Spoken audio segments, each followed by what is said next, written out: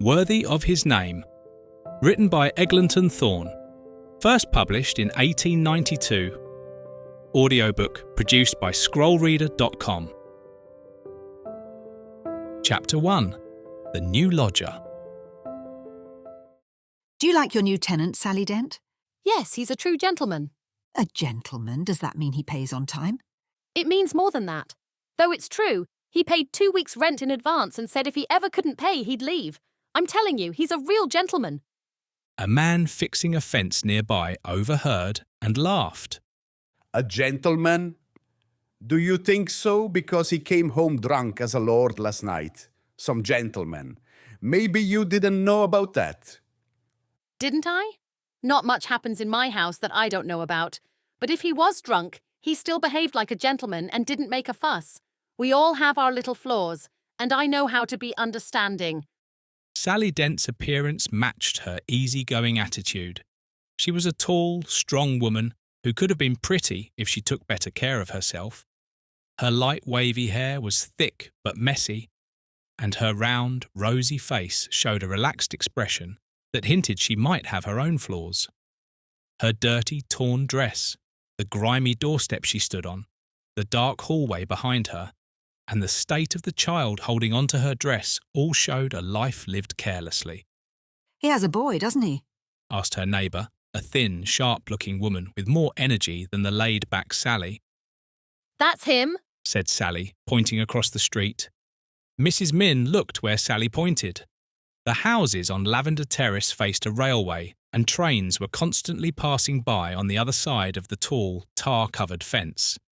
Near one spot, a pile of trash, broken pottery, dented kettles and old shoes was stacked against the fence.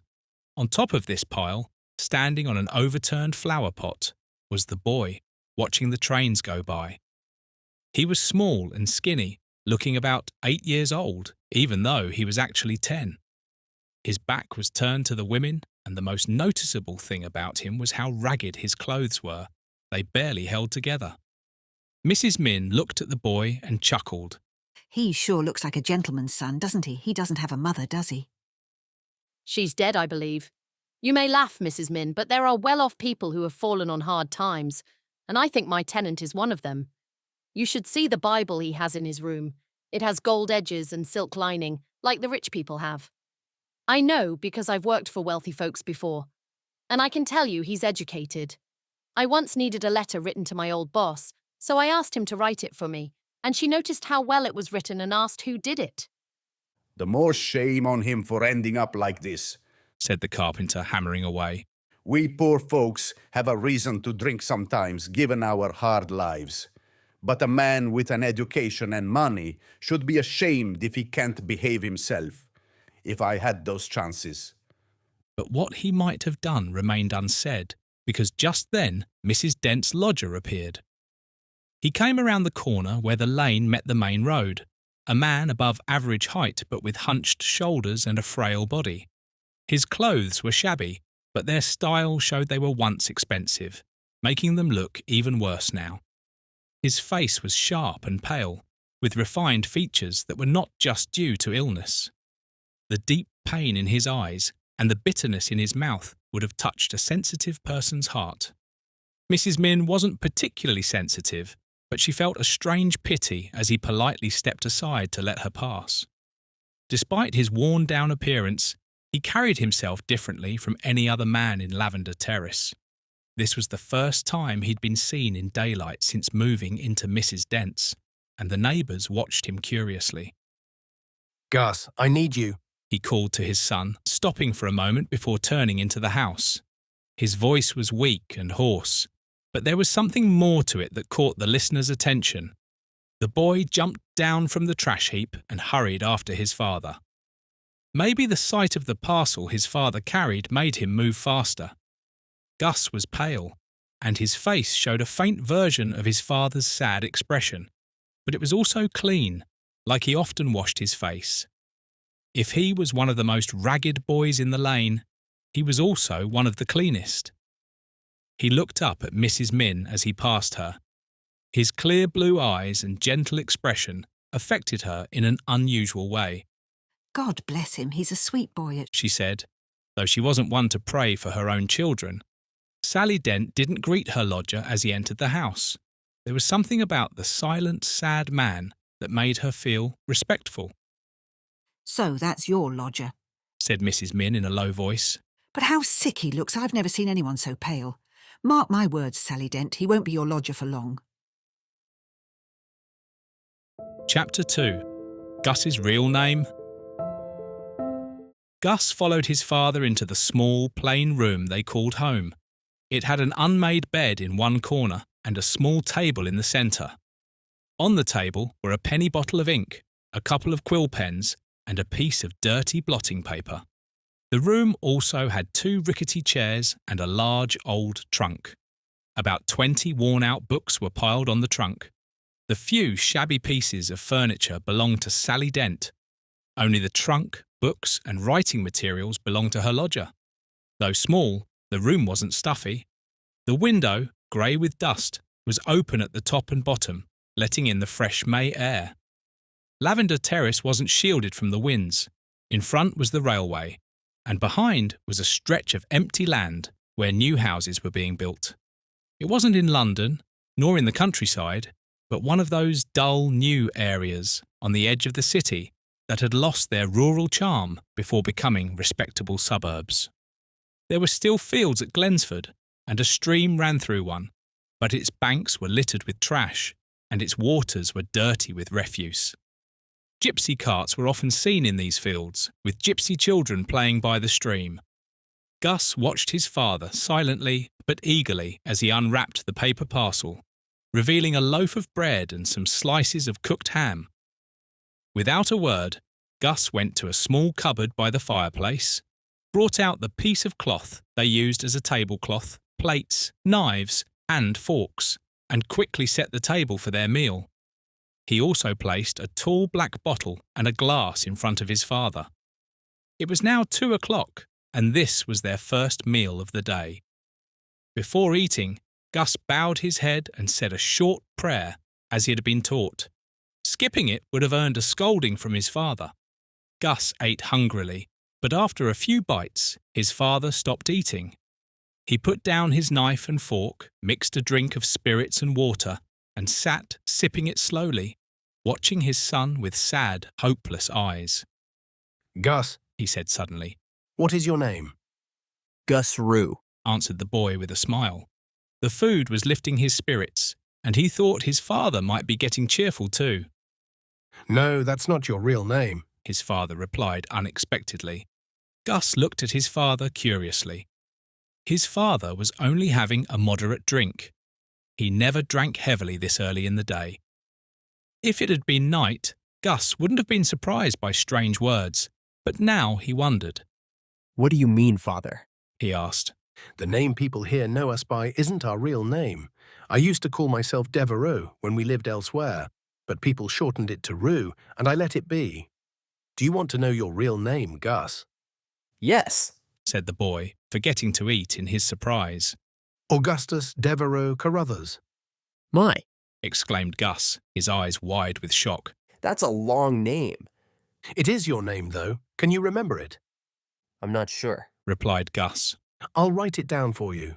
It might be important one day that you know your real name, but keep it to yourself. Don't tell anyone unless I say so. Gus nodded. If you're done eating, clear the table and get me the pen and ink. The boy obeyed. With a visibly trembling hand, the hand of a man who drank too much, yet still resembled the white, well-kept hand of a gentleman, Gus' father wrote the name on a slip of paper. There it is, He said, laying down the pen. the name of a gentleman. Gus, do you know you're a gentleman by birth? A gentleman? Repeated Gus, more amazed than ever. Yes. Do you know what a gentleman is? A swell. Said the boy. I wish you wouldn't use such words, His father said, frowning. but how could you know any better? You probably think a gentleman is just a man who wears good clothes and has plenty to eat and drink? Yes. Said Gus. Let me tell you, money and fine clothes have nothing to do with being a gentleman. A gentleman is brave, honest, and true. He stopped suddenly. His eyes fell on the black bottle. His head drooped and his voice wavered as he continued. I was a gentleman once, Gus, and your mother was a lady, a true lady, even though she worked in a shop. It's not the kind of work one does that makes a man a gentleman or a woman a lady. It's how the work is done that matters. If you were a gentleman once, Father, asked Gus eagerly. how was it that… His eyes fell on his father's shabby clothes, completing the question. You may well ask. His father replied bitterly. Gus, some would say that bottle ruined me. He pointed to the black bottle. But that's not the truth. I was ruined by someone who tempted, betrayed, and used me for his own gain, then turned on me and denounced me. There are men in the world who do the devil's work, dragging others to ruin while they stand proud and strong. And he goes on, honoured and respected, while I… Heaven help me. The last words came out as a cry of pain. His face grew deathly pale, twisted by the agony that brought beads of sweat to his brow. His hands clutched his chest. He breathed with difficulty. Gus cried out and rushed to the door to get help, but his father stopped him with a gesture. In a few moments, the pain passed. His hands relaxed, his breathing eased, and his colour returned. He made a reassuring sign to Gus and tried to smile. Gus had seen him suffer before, but never this badly. As he regained his strength, his eyes fell on the slip of paper with the name written on it. We must find a safe place for this, He said. Bring me the Bible, Gus. The Bible lay on top of the trunk, a square Oxford edition from 1828, bound in dark leather and richly decorated. The thick covers were lined with red silk and fastened with handsome clasps. Gus' father took the book reverently, opened it, and used a penknife to lift the silk lining on one side. He slipped the paper underneath, moistened the silk slightly, and pressed it back into place. There, He said. no one will know it's there, but you must remember, Gus, promise me, poor as you are, you will try to be a gentleman. I'll try, Father. And you'll never touch that. Waving his hand towards the black bottle. You've promised me before, but I want to hear it again.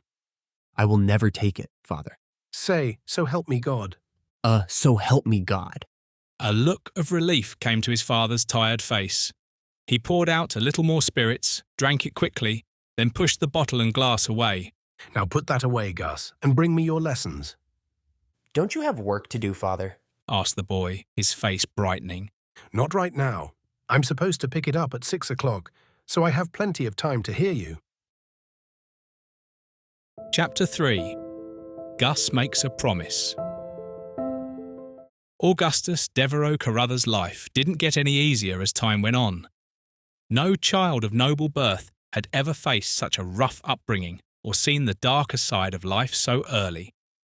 His father sank lower and lower, dulling his senses with strong drink until even the simple task of copying papers for law clerks became almost impossible for him. Eventually, that work failed, and when he came to Glensford with Gus, he relied on odd jobs to keep them going.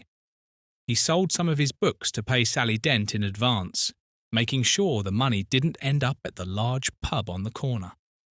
Gus often missed meals during these days, frequently going to bed hungry, only to be woken up at midnight by his father stumbling into the room, desperate for a drink.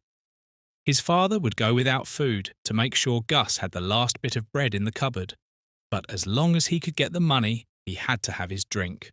One by one, their few possessions were pawned until almost everything of value was gone. Despite all this, Gus never thought of his father as bad. It was common in Lavender, Terrace and other places they had lived for fathers and mothers to drink and neglect their children, so Gus accepted it as just the way things were. To him, having a drunken father was like having a blind or lame father, an unfortunate condition that couldn't be helped and simply had to be endured. Yet, Gus failed to see that his father's drunkenness was not an affliction like blindness, but a grave sin, one that enslaved his soul and separated him from God, requiring true repentance rather than mere resignation. One lesson Gus did understand well was his father's frequent warning: if you never start drinking, you won't want to drink. But even in this, his father's advice fell short. Avoiding sin is not enough. A man must be made new in Christ. Gus resolved never to begin that bad habit, but what he needed most was a heart transformed by the grace of God. One day, about a month after they had moved into Sally Dent's house and things were at their worst, Gus was called by his father to go with him to another part of London. An election was coming up, and there was a chance to earn money by handing out flyers. Gus went eagerly, as he loved being with his father, who, even at his worst, never hit or mistreated him. After a long, tiring walk, they reached the committee rooms. The house was covered in flags and banners, and a crowd of poorly dressed men stood at the door. We're too late, I'm afraid, said Gus' father sadly. Suddenly, he noticed a sign above the crowd. Gus saw his father's face change quickly. It turned ashy white. His eyes gleamed fiercely, and his hands clenched. Gus was terrified, thinking his father was in pain, but it wasn't that. His eyes were fixed on the candidate's name. Philip Darnell, He whispered. that man. What's going on? He grabbed a nearby man's arm. Whose election is this? I don't understand. Philip Darnell is running. Sir Robert Lester retired, and Philip Darnell has just been nominated. That man, I'm glad I know. Serve him? I'd rather die. Dying's not so easy. The man replied, looking at him curiously. I know Darnell isn't great, if all they say about him is true, but what does it matter as long as he pays us? Gus's father recoiled.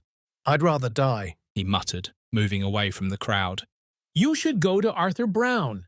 He's the people's candidate, Shouted the man, who then touched his forehead and winked at a neighbour, implying that the man who refused to serve Darnell was half mad. Gus watched his father anxiously as he leaned against some railings, wiping his brow. Suddenly, a fancy carriage, drawn by a pair of fine horses decorated with blue ribbons, came down the street. Several gentlemen were sitting in it, including a dark man with a ruddy face and a big smile. Gus's father moved forward excitedly. There he is, He cried. There's Philip Darnell. Look, Gus, look at the man who ruined your father. See, he rides in his carriage. Men gather around him, and look what he's done to me. Father, what did he do? Cried Gus, confused. Don't ask me. If there were any justice, he'd be as miserable as I am. Look at him, Gus. Remember him, and if you ever have the chance, get back at him for what he did to us. Promise me, Gus. I promise to get revenge for you, Father. Said Gus, urged by his father's passionate tone.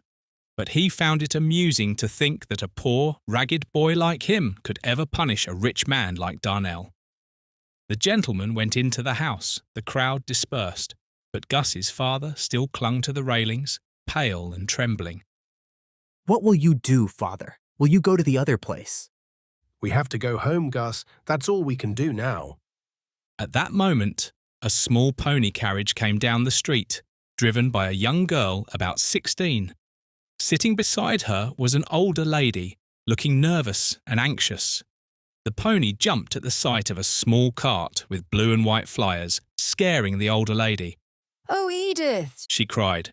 I told you it wasn't safe for us to come alone. Please stop and let me get out. Dear Aunt, there's no danger. The girl said calmly. Don will be fine in a moment. Oh, thank you.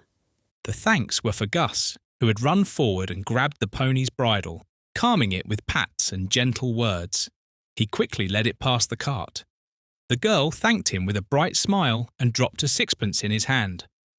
Gus felt a strange happiness, not just from the sixpence, but from her kind look and smile. He turned to his father with shining eyes. Now we can have some breakfast. But his father, too, was looking after the carriage with a longing gaze. How strange that the voice should sound so much like hers. He murmured. And her name is Edith, too, just like another Edith. Did you know her, Father? Asked Gus, full of wonder. Know her, boy? Do I look like a man who would know ladies? He sighed heavily as they turned to go home. Never had he been more aware of his misery and shame. But to Gus, the sixpence and the young lady's smile brought cheerfulness. The sun was shining brightly. There were flowers at the street corners, and he, a poor, ragged boy, felt as bright as the day. Half of the sixpence was soon spent on a breakfast of bread and milk, which his father barely touched. The way home was long and tiring, with frequent stops to rest. It was late afternoon when they reached Lavender Terrace. After resting, Gus's father went out again, carrying his remaining books, leaving only the Bible. Gus didn't expect to see him until late, but he returned in about an hour, without signs of having been to a pub. He laid some money on the table, sighing at how little it was. A copy of the first folio, He murmured. to fetch no more than 7 shillings. And my Dante, well, what does it matter now? Ask Mrs. Dent to come here for a moment. He said to Gus.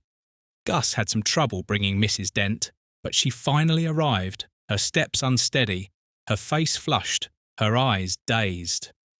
Mrs. Dent, Said her lodger with quiet dignity. here is the money I owe you. I gave you notice a week ago that I would leave tomorrow, and I will keep my promise. You know I said I would go when I could no longer pay you. Well, yes, it's true that you said it. Exclaimed Sally. But do you think I'd be hard on a gentleman? I know a gentleman when I see one, and as I told Mrs. Min, it's clear you've fallen on hard times. If you don't pay now, you'll pay later, and if not, someone will.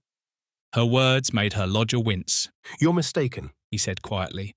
I am not a gentleman, and I have no friends who care about me. Take the money and understand we leave tomorrow. She took the money and left, muttering to herself. Where are we going, Father? Gus asked when they were alone. His father stared at the few shillings on the table. I don't know. Gus was startled, but his father's manner stopped him from asking more questions. Come and read to me, Gus. His father said after a moment. What should I read? We have only one book now. Said his father, pointing to the Bible. Gus picked up the Bible and turned to the 2nd chapter of the Gospel of Mark. A few days later, when Jesus again entered Capernaum, the people heard that he had come home. They gathered in such large numbers that there was no room left, not even outside the door, and he preached the word to them. Some men came, bringing to him a paralyzed man, carried by 4 of them. Since they could not get him to Jesus because of the crowd, they made an opening in the roof above Jesus by digging through it, and then lowered the mat the man was lying on. When Jesus saw their faith, he said to the paralyzed man, "Son, your sins are forgiven." Now some teachers of the law were sitting there, thinking to themselves, "Why does this fellow talk like that? He's blaspheming. Who can forgive sins but God alone?" Immediately, Jesus knew in his spirit that this was what they were thinking in their hearts, and he said to them, "Why are you thinking these things? Which is easier, to say to this paralyzed man, 'Your sins are forgiven,' or to say, 'Get up, take your mat, and walk'? But I want you to know that the Son of Man has authority on earth to forgive sins." So he said to the man, "I tell you, get up, take your mat, and go home." He got up, took his mat, and walked out in full view of them all. This amazed everyone, and they praised God, saying, "We have never seen anything like this."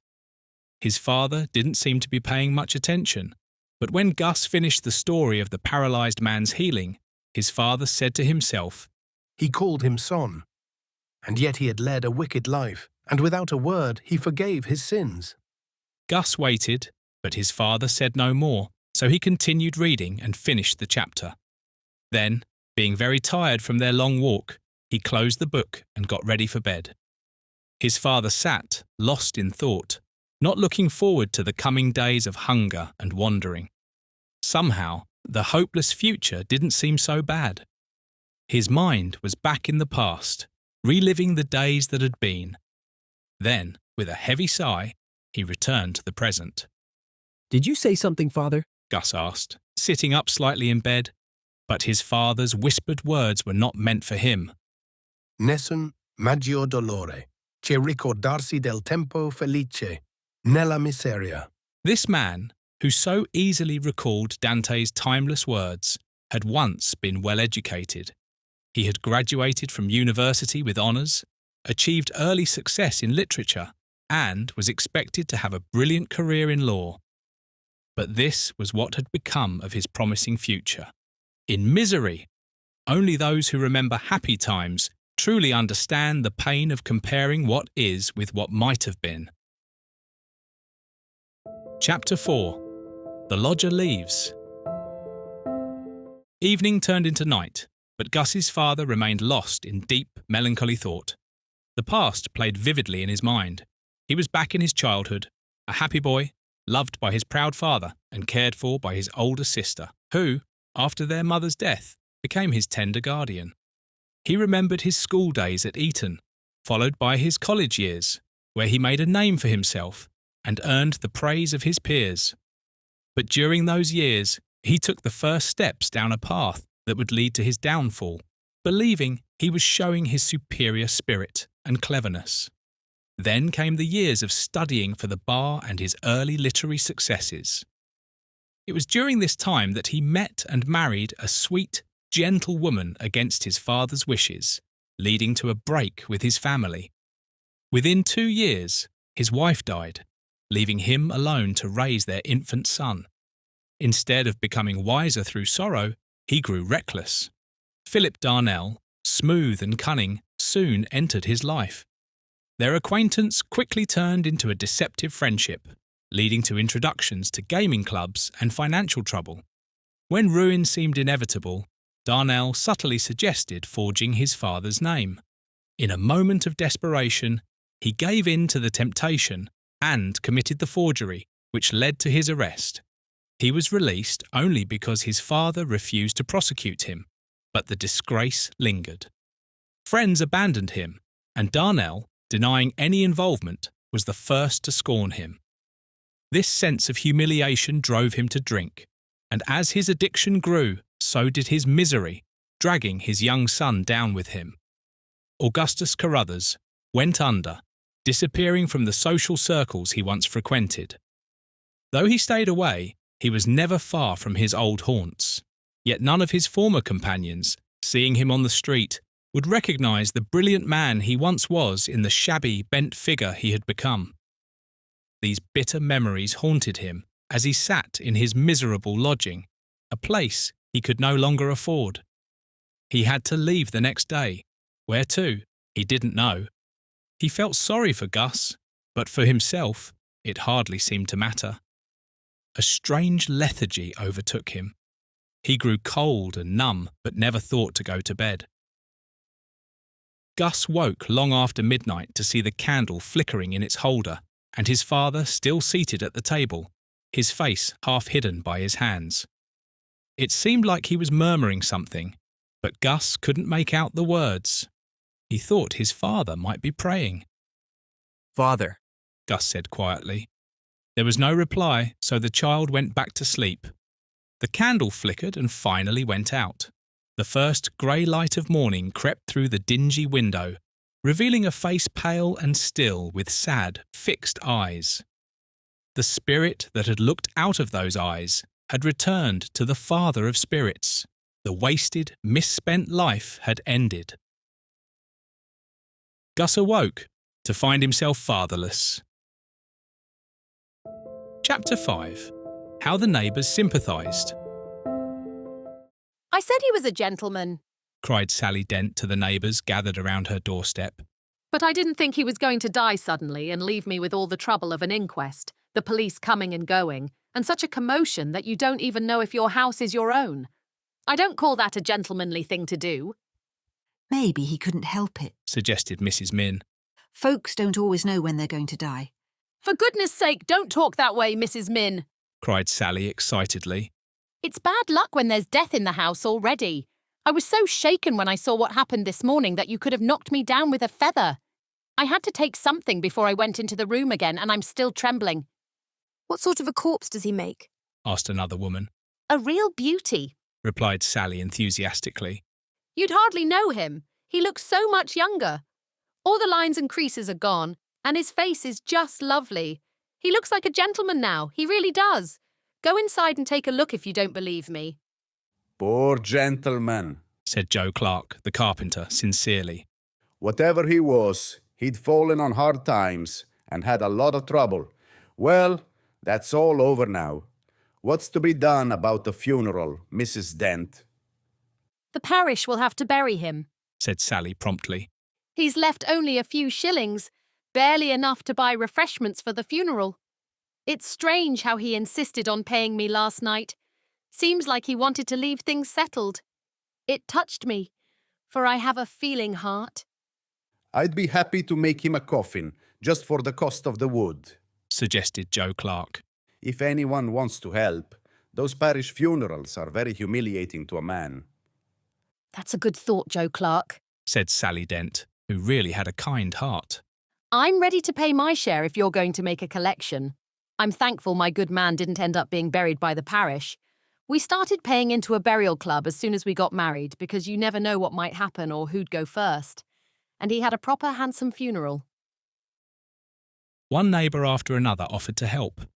Nothing interested them more than a funeral. They liked the idea of seeing the poor gentleman, who had never wronged them, carried to his grave as a gentleman should be.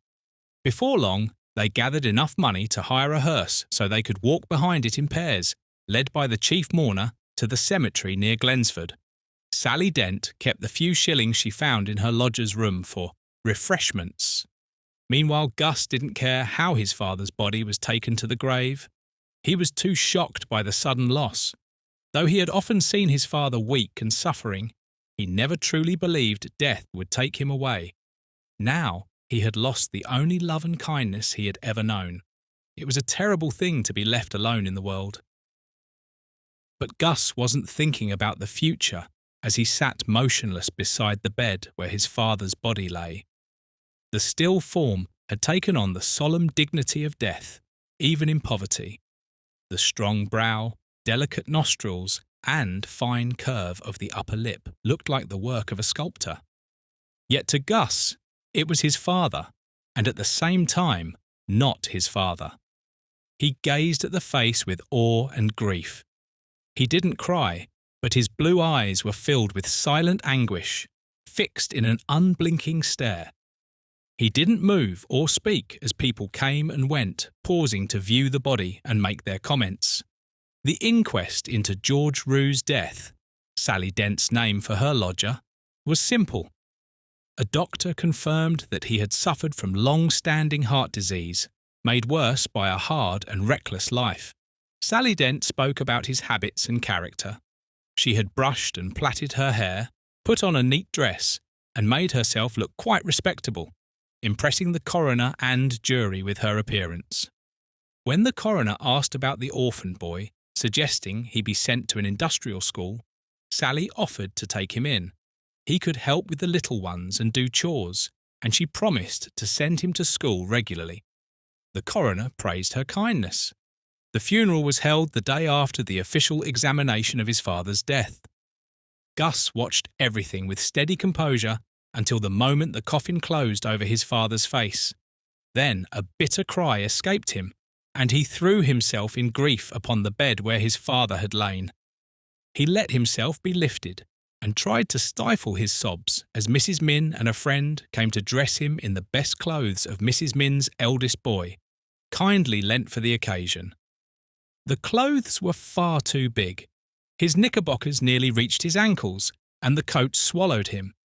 Its sleeves rolled back to free his hands. The chief mourner's appearance was rather awkward, but the clothes were black, though shiny and worn, meeting Lavender Terrace's expectations for a funeral. As Gus shuffled behind the coffin, followed by the Lavender Terrace residents who had taken a half-day off, the ill-fitting clothes made him uneasy. He preferred his own ragged ones, which allowed him to move freely without the fear of losing them entirely. He had seen many funerals before, but had never assisted at one. The novelty and the quiet sense of importance dulled the sharpest edge of his grief. Is it not a mercy that we often pass through our darkest moments with a strange numbness that spares us the full agony? Gus only half realised that it was his father's form being lowered into the grave. He didn't again break into wild grief as he had when the coffin lid was pressed down. Lavender Terrace thought Gus should have shown more emotion. The neighbours around him made a grand display, using their rarely seen handkerchiefs for the occasion. But Gus stayed composed, walking back to the terrace with outward calm, though his heart ached deeply. In Sally Dent's front room, refreshments were laid out, and the funeral attendees packed inside. Bottles were uncorked with enthusiasm, filling the room with the scent of spirits. Gus, pulled in against his will, was looking for a way to slip out when Sally called him over. Come on, Gus, She said. you should be the first served today. Take a long drink. It will do you good, as you've hardly eaten since morning. She held out a glass of strong gin and water. Gus pulled back, repulsed. No, thank you. I can't. I never drink spirits.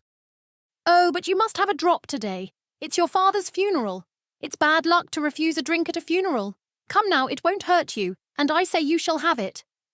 Yes, yes, young man. You'll have to take it whether you want to or not, Said one of the men. There's no saying no to Sally. That's right, bring the glass here. We'll make him swallow it. He pinned Gus's arms, holding him in a grip he couldn't escape. There was a general laugh as Sally advanced with the glass. Tears and sighs were over. It was time to be merry now. I won't drink it. I promised Father I never would, and I won't, cried Gus. That's a joke. Promised his father. I'll bet his father never refused good liquor. Things were desperate for Gus. Sally pressed the glass to his lips. He clenched his teeth, but the man forced his mouth open. With a tremendous effort, Gus struck out with his chin, sending the glass flying from Sally's hand to the floor, where it shattered. Well, of all ungrateful young varmints, Cried Sally indignantly. After all we've done for you, burying your father like a gentleman when he'd have had the parish hearse. One of my new glasses too. Get along with you if you can't behave better. Gus needed no second bidding. He left the company lamenting the wasted spirits and rushed into the dismal back room that had been his home.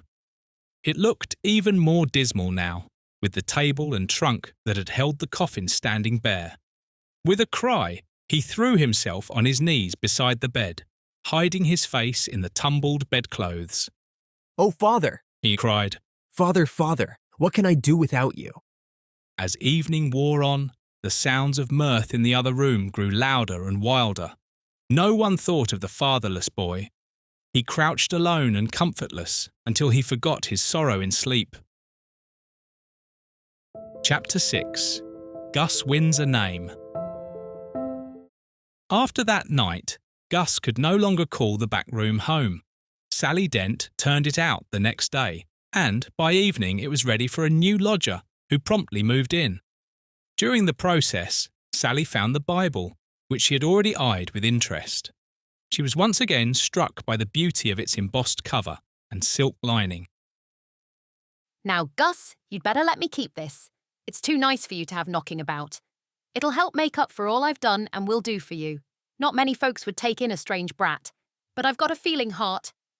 But it was Father's, Said Gus, looking longingly at the book.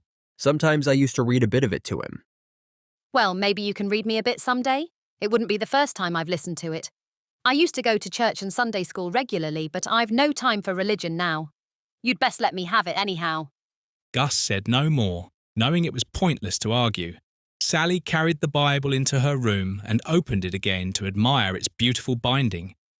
Then she noticed that the text wasn't divided into verses like the Bible she was familiar with. As she glanced over a page, the words, "The wages of sin is death," caught her eye. Sally quickly closed the book and put it away. The words stung her. The wages of sin. Was she earning those wages? She knew she was a sinner, but the thought had never bothered her before. She enjoyed sin but hated thinking about death. She could handle the excitement of a funeral, but it was frightening to think about lying cold and still, like her lodger had. Well, well, She muttered to herself. it's what we all come to, good or bad. But she knew there was a big difference between the sinner's death and the death of the righteous. Hastily wrapping the Bible in brown paper, she put it far out of reach on a high shelf. Feeling all of a tremble, she sought comfort in a certain black bottle. Sally found a corner for Gus in the cold, draughty attic where her two little boys slept. She sold the old black trunk, the few worthless belongings left in it, and his father's clothes, keeping the money, which she considered hers by right. Gus was left with nothing but his ragged clothes. Sally had planned to mend his rags and maybe get him some new clothes, but her laziness often got in the way of her good intentions. Though Gus had been at Lavender Terrace for several weeks, he knew little about the boys of Glensford. His father had discouraged him from making friends, keeping him inside as much as possible. But Sally had no patience for a boy hanging around all the time. She pushed Gus into the company of the boys who played in the lane. The day after his father's funeral, they eyed him with curiosity. "What's your name?" asked one of the boys. My name is Gus," he answered. "Your father was buried yesterday, wasn't he?" "Yes." "I thought so. Is it true what people are saying, that he was a broken-down gentleman, one of the swells?" "He was a gentleman once," said Gus. "A gentleman, my word. What do you call yourself? Maybe you're a gent too?" "No, I'm not," said Gus. "but I mean to be a gentleman someday." "Well, if that ain't good. Look here, all you fellas. This chap says he's going to be a gentleman. Don't he look it just? Look at his breeches, look at his shoes. Oh, what a fine gentleman. Do hold me, someone. I shall die of laughing." The other boys roared with laughter as they gathered around Gus. He had a rough time of it. In vain he tried to escape from his tormentors. They were all bigger and stronger than he was. When, hot with anger, he tried to strike out with his small fists, their laughter only grew. They danced around him, pelted him with mud, and tore at his clothes until the rips were twice as big. All the while they shouted, "Gentlemen, gentlemen, Gus!" until their voices were hoarse. Gus had won himself a name. The title stuck, and from then on he was known at Lavender Terrace as Gentleman Gus. Gus was finally rescued by Sally Dent, who rushed into the group and scattered the boys with indiscriminate blows. She was dismayed at Gus's condition. Good gracious, boy! She cried. What did you want to go with those big fellows for? Look at the state they've put you in, and goodness knows when I'll have time to mend your clothes. They might be past mending, but never mind. Come here and look after the baby a bit. Looking after the baby soon became Gus's main job. It was hard work. He wondered if such a big, heavy baby had ever existed before. Dragging it around or sitting with it on the doorstep, he had plenty of time to think. His thoughts often turned to his father. Like many other children, he hadn't realised how much he loved his father until he was gone. Now he missed him terribly and longed to hear his voice again, guiding him on what to do and what not to do. He didn't forget his promise to his father, but he was puzzled about how to keep it. His father had been a gentleman once, and Gus had promised to try to be one too. But what did it mean to be a gentleman? One day he asked Mrs. Min's eldest son. "Dick," he said, "do you know anything about gentlemen?" Gentlemen? What do you mean? Swells? "Yes," said Gus. "What sort of people are they?" Dick, who worked as an errand boy in a grocer's shop and loved to read cheap novels, spoke as if he knew everything. Fellas who've got lots of money and don't do any work. They eat and drink the best of everything, get jolly drunk, and never pay their bills if they can help it. Oh, it's fine to be a gentleman. "Is it?" said Gus doubtfully. "Would you like to be a gentleman, Dick?" Wouldn't I? Of course, said Dick with a knowing wink. I'd have a grand time. Dick's explanation only made Gus more confused. Could that be what his father meant by being a gentleman? His father had gotten drunk, but he always paid their debts. Besides, his father had made him promise never to touch strong drink. Clearly, getting drunk wasn't part of being a gentleman. No, his father had said a gentleman must be brave, honest, and truthful. Were there two kinds of gentlemen, Gus wondered, or was Dick completely wrong? Chapter 7. A Chivalrous Exploit. Sally Dent's new lodger, like her previous one, was a quiet man. She described him as such, and the neighbours soon agreed. He moved and spoke so softly that it was often hard to tell whether he was in the house or not. He had a way of appearing suddenly with a silent, cat-like tread that startled nervous people. He was the type who could lean motionless against the railway fence for half an hour, watching everything that happened in the lane without saying a word. He could listen to a fierce argument between neighbours without showing the slightest hint of whose side he was on. Yet, when spoken to, he was neither rude nor unfriendly, and had no hesitation in talking about his past. He said he was a locksmith by trade and had once worked for an ironmonger but lost his job due to hard times. Now, he made a living from whatever odd jobs he could find. Lucas, as he was called, was a man past 40, and he arrived at Lavender Terrace with a son and a daughter. His son was a rough-looking, sinister boy of 16, while his daughter, Lucy, was a delicate 12-year-old. Lucas sometimes left in the morning with his tool bag over his shoulder and was gone for hours. Other days, he lingered around the lane or stayed in his room, making little effort to find work. However, since he paid his rent on time, Sally Dent didn't question his habits. Lucy Lucas was a shy, timid child with a solemn expression and sad eyes. She was lame from a chronic hip condition and rarely went outside, afraid of the rough boys who roamed the lane. Her fears proved justified one evening, about 2 weeks after she arrived, when, in her brother's absence, she ventured to the public house to fetch beer for her father's supper.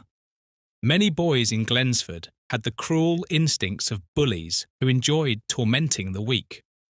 The sight of Lucy limping along, carefully carrying a full beer jug, caught the attention of a group of them, who were looking for a way to pass the evening.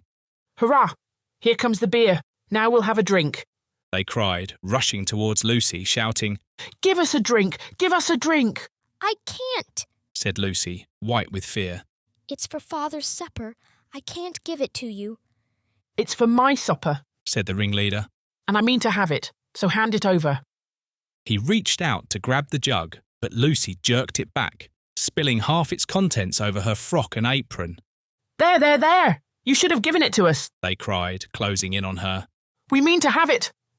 In her helplessness, Lucy began to cry out loud.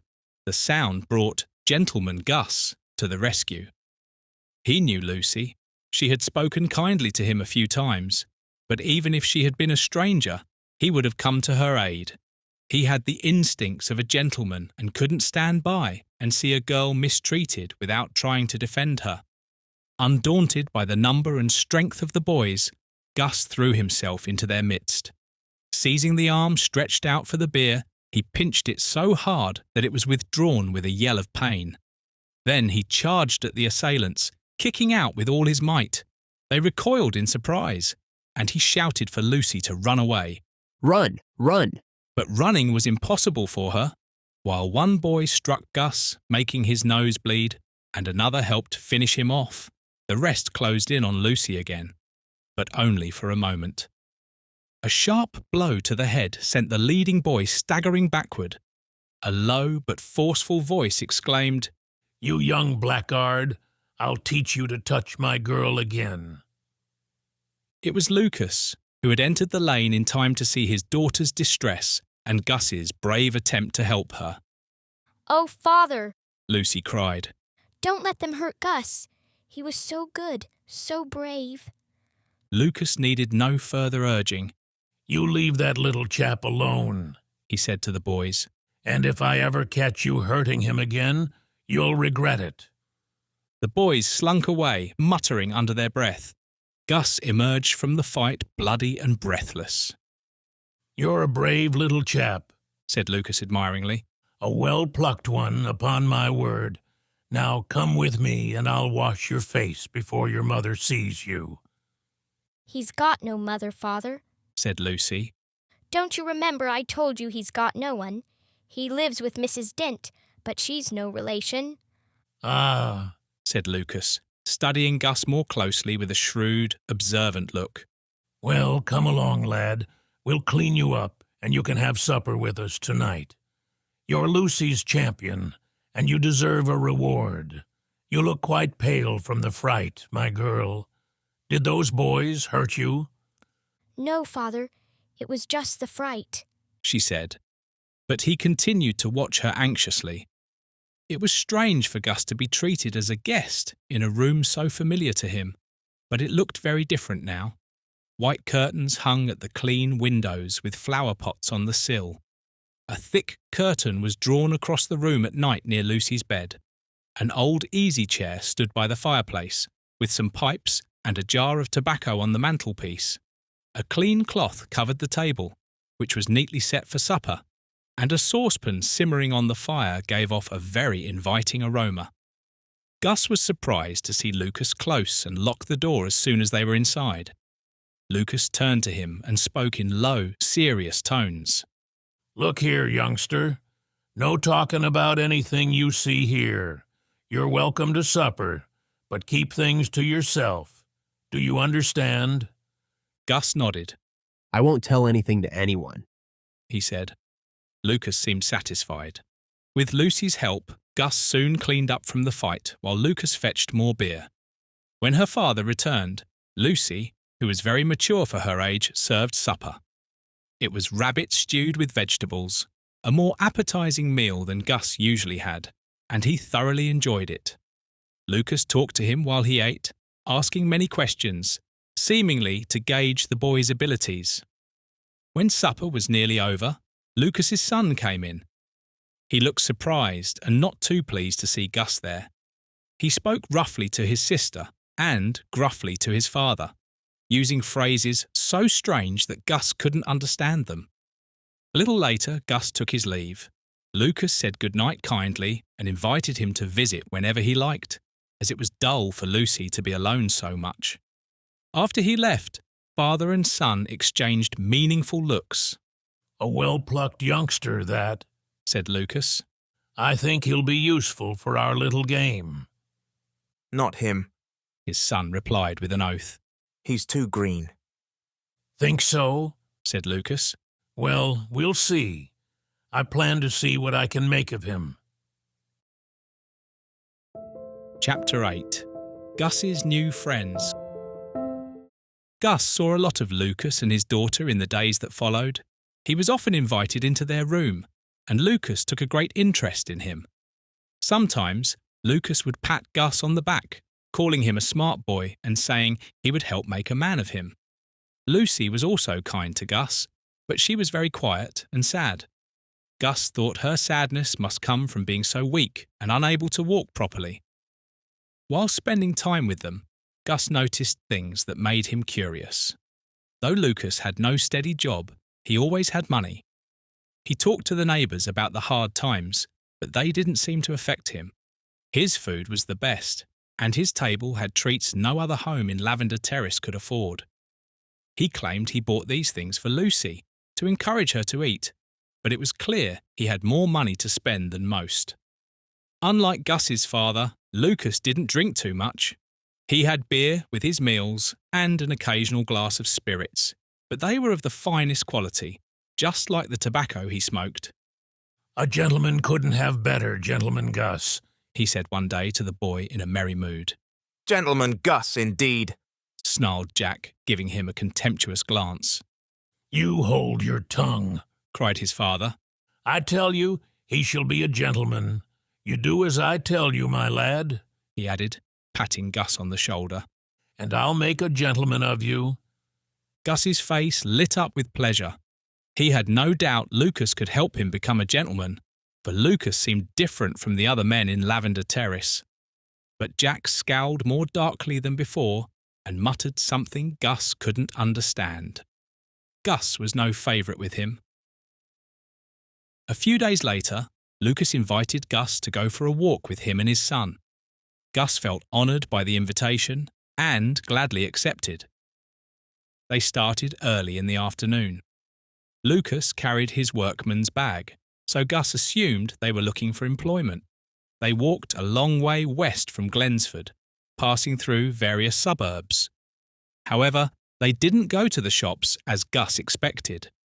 Instead, Lucas seemed more interested in the large, handsome houses they passed, houses standing alone in gardens, clearly owned by wealthy people. Lucas displayed an unusual curiosity about these houses. He would sometimes sneak along a shrubbery to get a closer look, or climb to the top of a wall. Gus admired how quick and nimble Lucas and Jack were in their movements.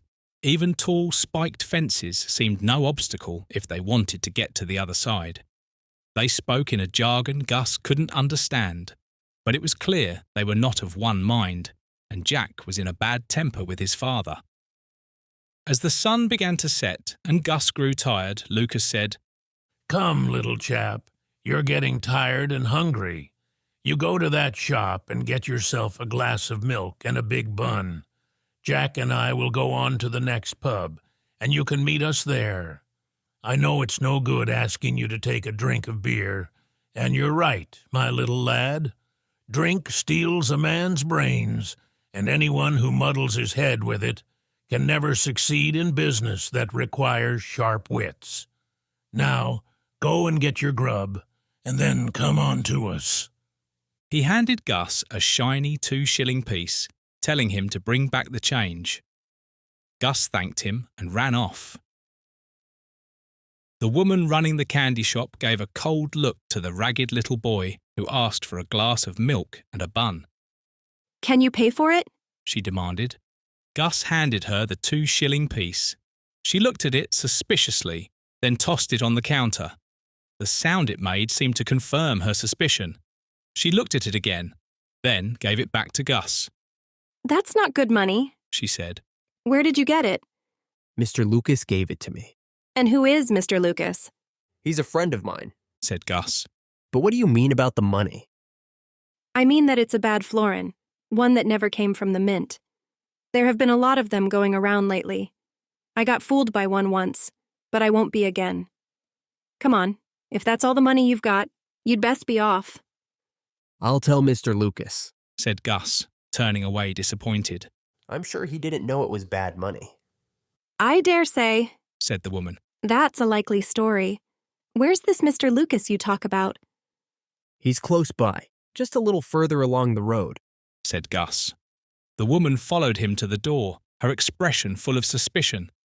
It's so easy to believe the worst of those who appear poor. She looked up and down the road, but saw no man.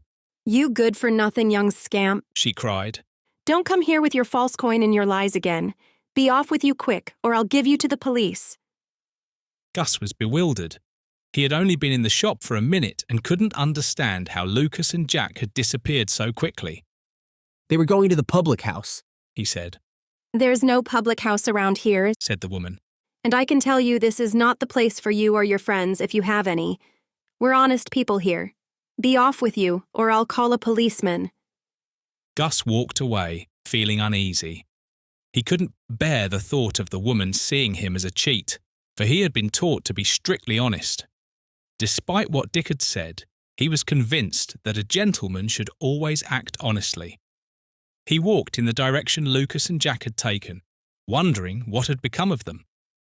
After a little distance, they suddenly appeared before him, jumping over a fence that bordered some fields. "Well, boy, have you got my change?" asked Lucas. Jack burst into laughter as Gus told his story, ending with, "I told her I was sure you didn't know it was bad money."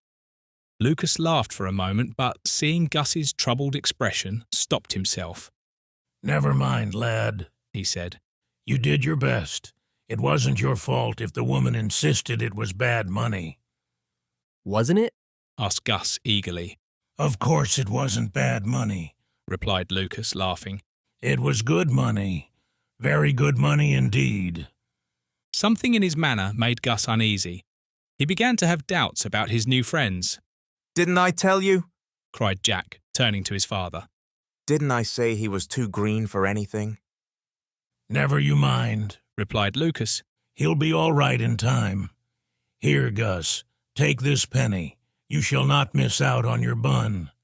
There's another shop a little further on, and, meanwhile, here's our pub." Chapter 9. At Sunday School. It wasn't often that Gus could get away from the baby for a whole afternoon, but on the following Sunday, he found himself free.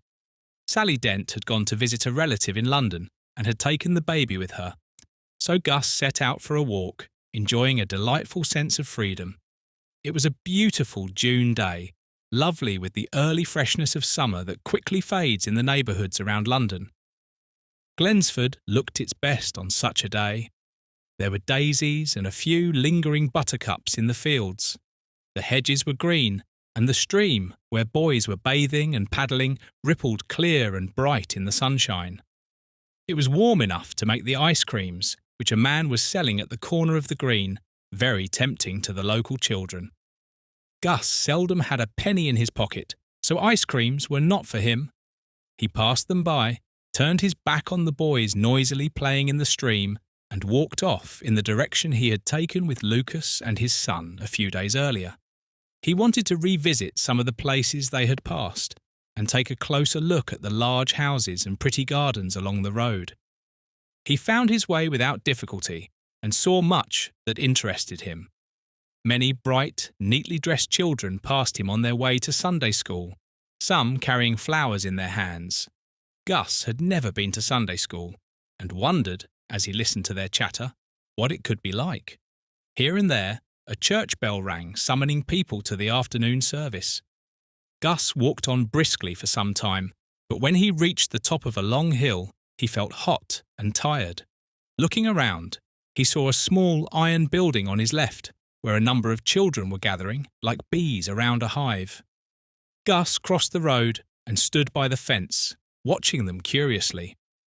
They looked at him with equal curiosity but didn't speak to him, likely because his clothes were so old and theirs were their Sunday best. Suddenly, Gus felt a light touch on his shoulder. Turning, he saw a young lady standing beside him. She was very pretty, with an abundance of fair hair neatly braided beneath her white straw hat and soft blue eyes that looked at him kindly. They were very much like Gus's own eyes, though he didn't know that, as he was used to grooming himself without a mirror and had only a vague notion of his appearance. As he gazed into the young lady's kind eyes, he had a confused feeling that he had seen them before. Trying to recall when and how they had met, he hardly paid attention to her words. Why are you standing here, little boy? Won't you come into school? The sweet, gentle voice seemed familiar. The next moment, Gus remembered the day before his father's death, the cart covered with bright posters, and the frightened pony he had led past it. This was the young lady who had been driving the pony. He was so surprised that he stared at her without speaking. Won't you come in? She said again. Do come. I'm sure you'll like it. I'll come if you like, Gus answered. But I don't know anything about it. That's fine. Come along. He followed her into the schoolroom to the corner where she taught her class. Several boys were already seated there, most of them older and more respectable in appearance than Gus. Wearing their Sunday coats and clean collars, they gave the little stranger doubtful looks as their teacher brought him in. They moved away from him, whispering and nudging each other while staring at the holes in his clothes. Their teacher seemed unaware of the discomfort the new student caused. She gave him a place beside her, perhaps noticing that despite his raggedness, he was perfectly clean. Early that morning, Gus had taken a good dip in the Glensford stream, a habit he maintained daily. Several other classes were in the room, and for a while, Gus was too busy looking around to notice how unkind the others were starting to be. It was a cheerful room, with pictures on the walls and bright screens dividing the classes during lessons. First, the superintendent stood on a small platform at the end of the room and announced a hymn, which everyone sang, and then he prayed. The prayer was an uncomfortable time for Gus. He received a kick, then a sharp pinch on the arm, and then someone pulled out a single hair from his head. In vain, Gus tried to discover and retaliate against his tormentors. The boys were too quick, presenting a devout appearance the instant he turned.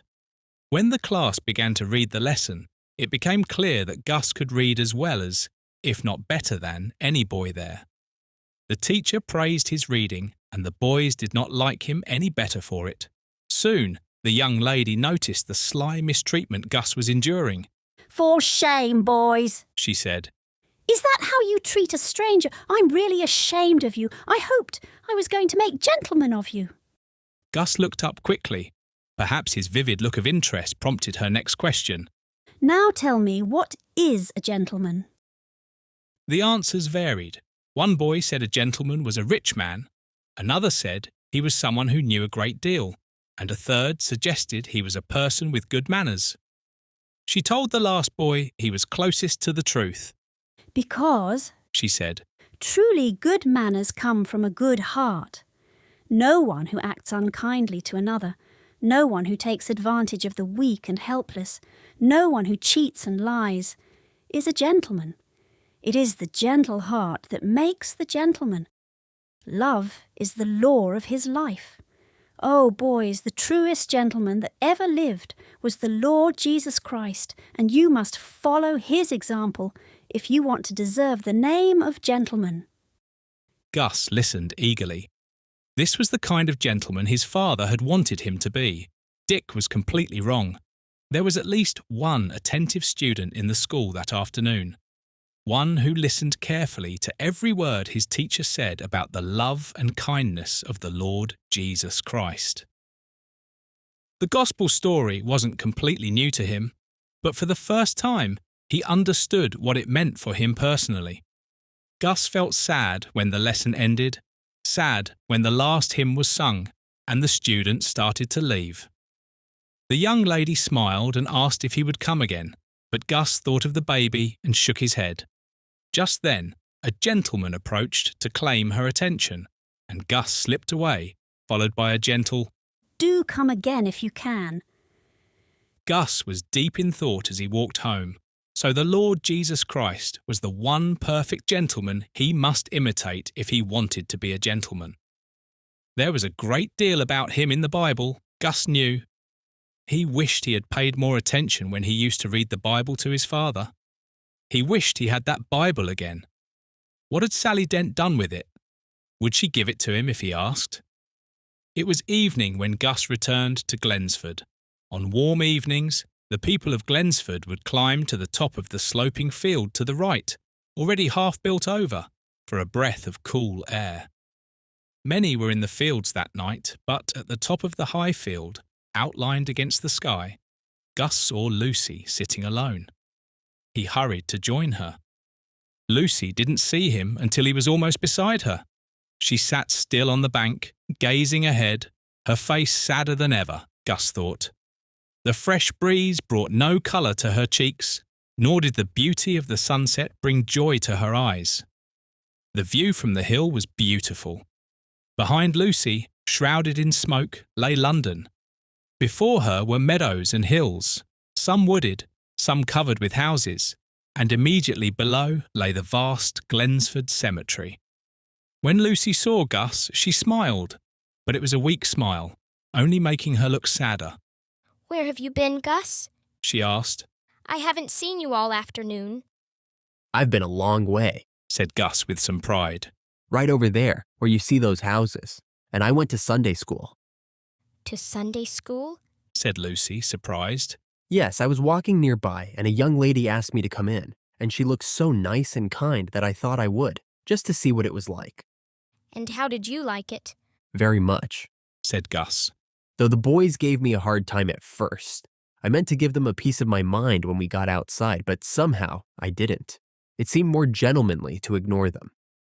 "You're right," said Lucy, smiling.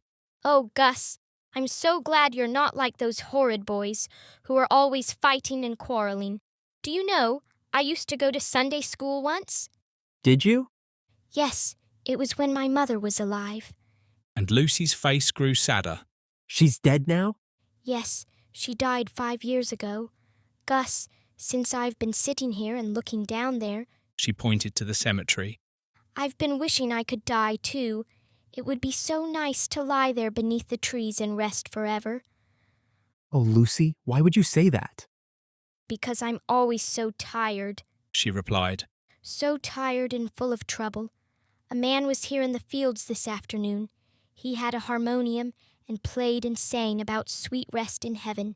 He talked about Jesus and how he would forgive our sins and take us to heaven if we asked him.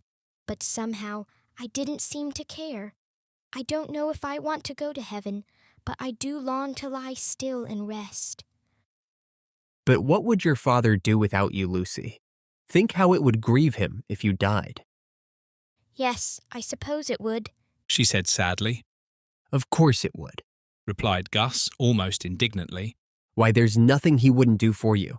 He's always buying things for you. There isn't another girl. Oh, Gus, I know! She interrupted, her tone and expression growing sadder. But I'd gladly give them all up.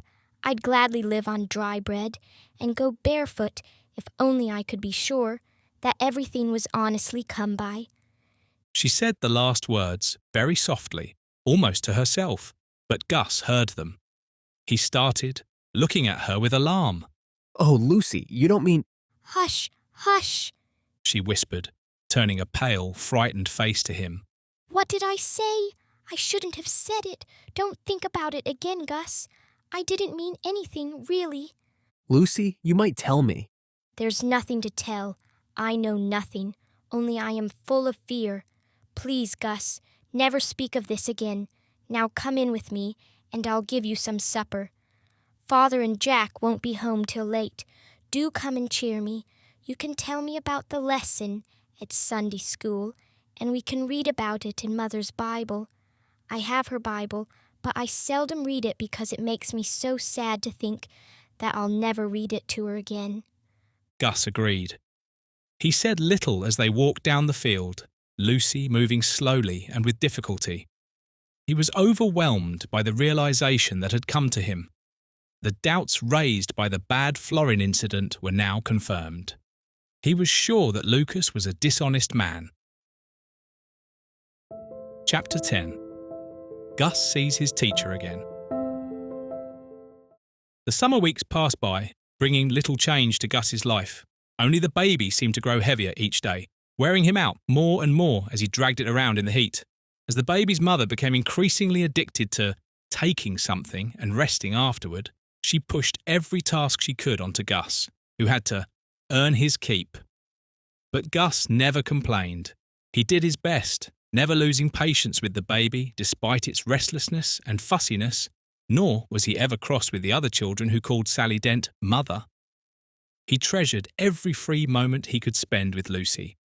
Sometimes on Sundays, they could get a quiet hour together and they would read from Lucy's Bible, often choosing passages about the Lord Jesus, the truest gentleman as ever was, as Gus loved to say, recalling the young lady's words. Already the little boy's life was guided by a conscious effort to follow the example of the highest, holiest manhood. Lucas continued to treat Gus kindly, but Gus didn't see much of him or his son during the summer. They were often away for several nights, and Lucy never seemed to know exactly when they would return. As Gus saw no new signs of anything being wrong, he stopped thinking about Lucy's alarming words. He noticed, however, that things seemed less prosperous with Lucas than before. There wasn't as much butter and jam, and Lucy's cooking didn't send forth such savoury smells. Perhaps Lucas had given up his dishonest practices and was now living strictly within his lawful means. Gus was glad to believe this. One day, when summer was almost over, Lucas asked Gus if he could go out for a walk with him and Jack. Gus doubted Sally Dent would let him go, but he ran to ask her. At first, she said she couldn't spare him, but when she heard that Lucas wanted him, she gave her consent. Lucas was too good a lodger for her to risk offending him. Gus set out in high spirits. It was a bright autumn day. The air was fresh and invigorating, the sunshine brilliant. The trees were touched with warm brown and gold, and in the gardens they passed, the dead leaves lay thick. Strangely, Lucas and Jack took Gus on the same route they had taken before. He looked with interest at the little iron schoolroom where he had his first experience of Sunday school. A little further on was the shop where he had tried to spend the bad florin. Gus's cheeks flushed with embarrassment as he remembered and quickly passed by the shop, hoping the woman wouldn't see him. Further along was a large house, standing in its own grounds, as the advertisements say. Beyond the garden lay fields, making the house quite isolated. This house greatly interested Lucas and Jack. They lingered near the gate, furtively watching a gardener sweeping the lawn. The garden was bright with chrysanthemums and dahlias, but not prettier than many others they'd seen, so Gus wondered why they lingered so long. Finally, they heard a church clock strike 12, and the gardener laid down his broom and disappeared. "Now, Gus, come with me," said Lucas. He led Gus up the shrubbery until they were almost in sight of the house. Then he said, "Look here, if you do as I tell you, I'll give you 2pence. I want you to go all around the house, this way. See, until you come to the kitchen door. Knock and ask for a piece of bread." "I'm not a beggar," said Gus, blushing. "Well, never mind. Ask for a drink of water. Anything. Don't be a duffer. I'll make it 6pence if you do it to please me. Just keep your eyes open as you go. See if the windows under the veranda come right down to the ground. Find out if they keep a dog, if there's a manservant, and what time they have dinner." "But who am I to ask?" said Gus, looking confused. "Find out without asking if you can. But if not, there's the cook. Surely a pretty boy like you can get around the cook. And not a word about us being here, mind. Now, off with you." Gus moved away reluctantly. He didn't like the errand. Had he known the purpose behind it, he would have refused. He followed the path that ran in front of the veranda. It wasn't the direct path to the kitchen, but Lucas had purposely sent him that way. Yes, the windows under the veranda came down to the ground. Gus noticed that, and turning the corner, he found himself in front of another ground-level window open to the sunlight. His unexpected appearance startled a young lady inside, scaring away a half-starved kitten she was feeding. The young lady uttered a faint cry as she rose quickly, but then recognised Gus and smiled. "Why, you're Gus! The poor little Gus who came to my class one afternoon. I hoped you'd come again, but you never did." "I couldn't get away," said Gus. "And were you coming to see me now?" "No, I didn't know you lived here. I was going to the kitchen to ask for a drink of water." "Will milk do as well?" asked the young lady, filling a glass from a jug on the table. "Here, sit down and drink it. You look tired." Gus gladly sat on the window step, and the girl, thinking he needed care like the kitten, gave him a large slice of cake. "Now, tell me where you live and what you do." "I live at Glensford." "That's a long way from here." "Have you a mother?" she inquired, looking pityingly at his ragged clothes. "My mother died a long while ago, and father died a few months ago. I live with Mrs. Dent and take care of her baby." "Poor child," said the young lady, her voice soft and comforting. Gus thought he had never seen such sweet blue eyes, and she was struck by his large, innocent blue eyes. "My father and mother are living," she said. "but they're in India. That's a great way off." "And you live here?" asked Gus, remembering he was supposed to gather information. "Yes, in my grandfather's home." "It's a big house," said Gus, glancing around. "I suppose you don't live here all by yourself." "Certainly not," she laughed. "An aunt, my father's sister, is here taking care of me, and there are 3 servants besides." "No man?" asked Gus. "No manservant, if that's what you mean. My grandfather lives here, but he's away visiting." "Oh," said Gus. He had no difficulty getting the information so far. Just then, the kitten came creeping around the window corner. "Here's your kitten." "It's not my kitten, it's a stray." "Haven't you got a kitten of your own?" "No, I think I must adopt this one." "Maybe you have a dog?" he suggested. "No, we had a splendid dog, dear old Towser, but he died in the spring, and Grandpa hasn't gotten another. He was a good house dog. It's a pity he died." "It is," said Gus, quite innocently. He remembered Lucas and Jack were waiting for him, but he wasn't in a hurry to leave. "Go ahead and take another piece of cake," said the young lady. "You must be hungry." "No more, thank you," said Gus. "I must be going. I was hungry, for it's about the time we have dinner." "What, at 12 o'clock? That seems early." "Does it?" said Gus. "What time do you have dinner then?" "Not until 7 in the evening. We have a meal in the middle of the day, like a dinner. 2 dinners? Oh my, exclaimed Gus. Just then, a tall, angular lady with a severe aspect entered. She had a high nose, thin lips, and cold eyes. She advanced with dignity until she saw the ragged boy on the sill. Then she threw up her hands and gasped. Good gracious, Edith, what have you here? Only a poor boy, Aunt. He came to my class. Edith began to explain. Her aunt hardly listened. How could you? She said reproachfully.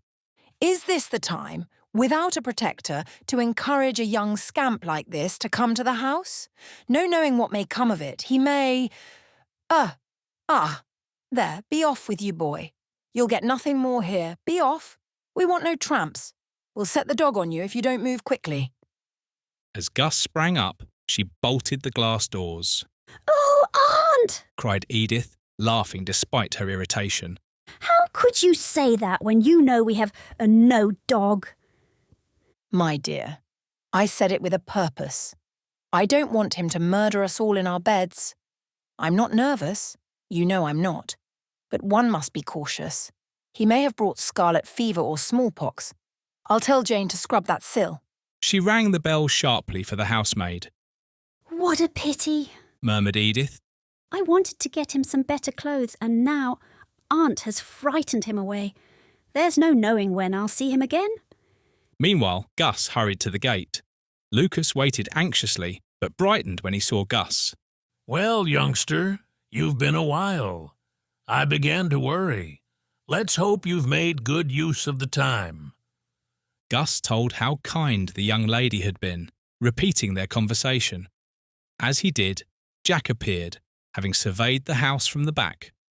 Lucas laughed when Gus said he'd learned there was no dog. You're a well-plucked one.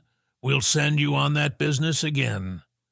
Couldn't have done it better, could he, Jack? Jack chuckled, suggesting they move on, so they turned toward home. Apparently, their purpose was accomplished. Lucas and Jack seemed pleased with what had happened. Gus couldn't understand much of their conversation as they walked. They seemed to be making plans. Once, Jack said emphatically, with a nod towards Gus, things will go right if you keep him out of it, not otherwise. Lucas turned angrily on his son, clearly of another opinion. Whatever the matter in dispute, they argued about it all the way home.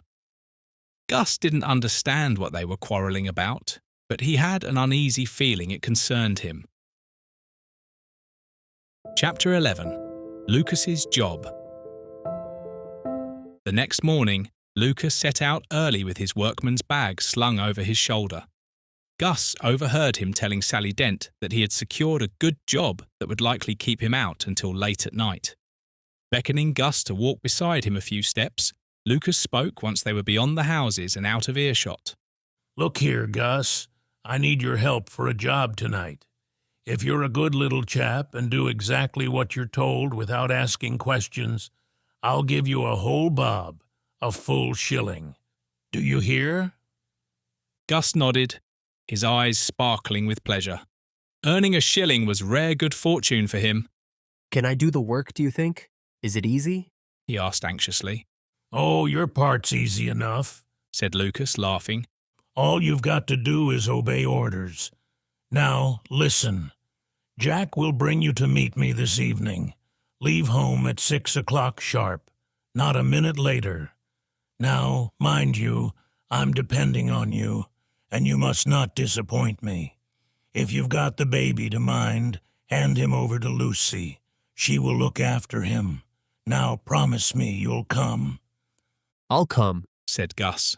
I'll be sure to come, but what am I to do? Never mind what you have to do. I'll show you when you get there. Just do whatever I tell you. Do you hear? Yes, said Gus. With that, Lucas dismissed him, and the boy ran back to the house. Gus wondered many times that day what the work could be for which Lucas needed his help. In the afternoon, Sally Dent gave him the baby to care for, and by evening she lay in a drunken slumber. Gus amused the baby and kept the other children quiet until it was nearly 6 o'clock. Then With the baby in his arms, he knocked at Lucy's door. Lucy opened the door a little and, seeing it was Gus, invited him in. Jack was at the table, hastily eating a substantial meal. So you've come? Jack said, nodding to Gus. That's right. We must be off in a minute or two.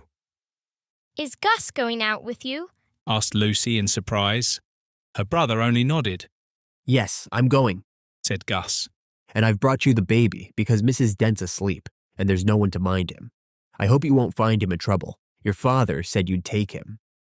He held the baby out to Lucy, but she turned very pale and seemed to lose all strength.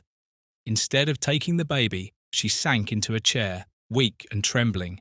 Ah, I see you're not strong enough to hold him, said Gus sympathetically.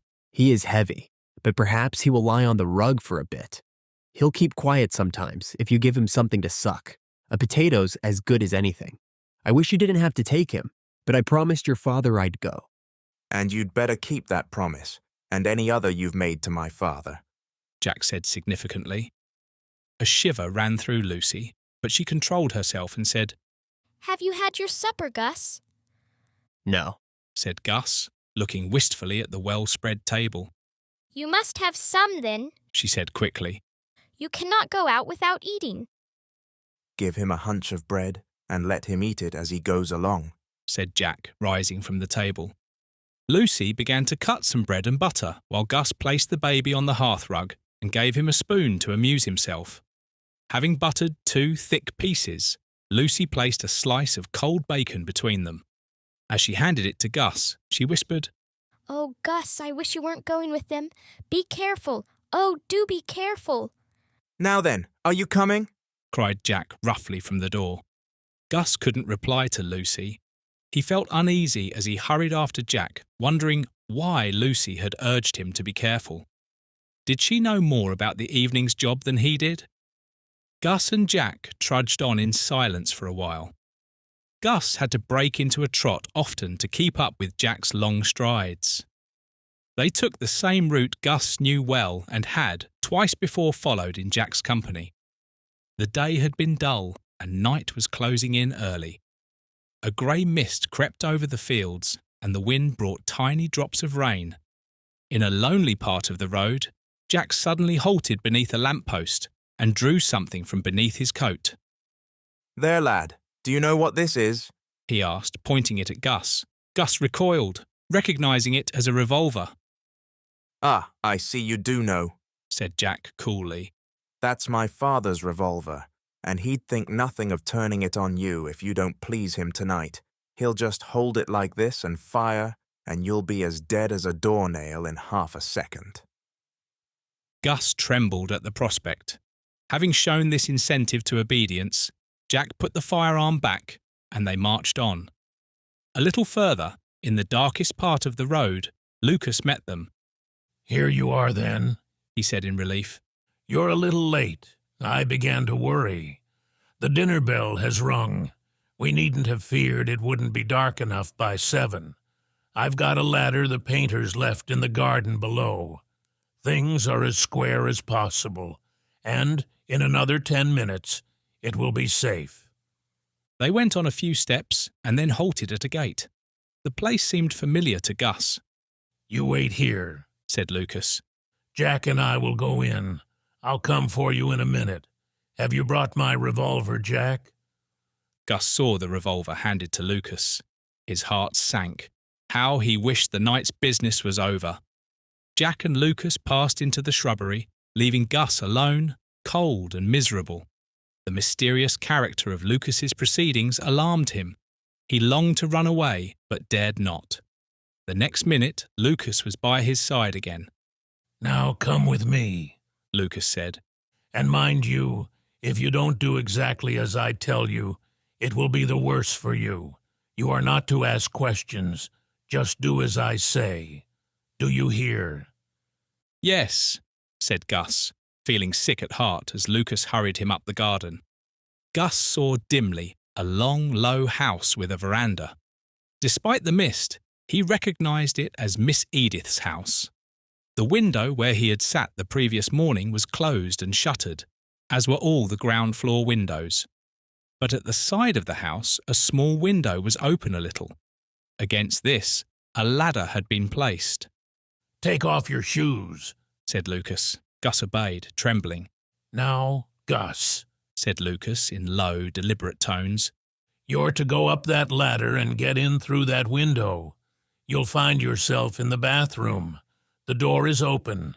You can pass into the passage and go into all the bedrooms on this side. Look quickly around each room and take anything valuable. If there's a watch on the dressing table, take it. Every brooch, every ring, slip them into your pocket and bring them to me. Now see how cleverly you can manage it." Gus was utterly confused and terrified when he heard what Lucas said. "That would be stealing," he cried. "Oh, I can't steal." "Be quiet," Lucas shouted, shaking him roughly.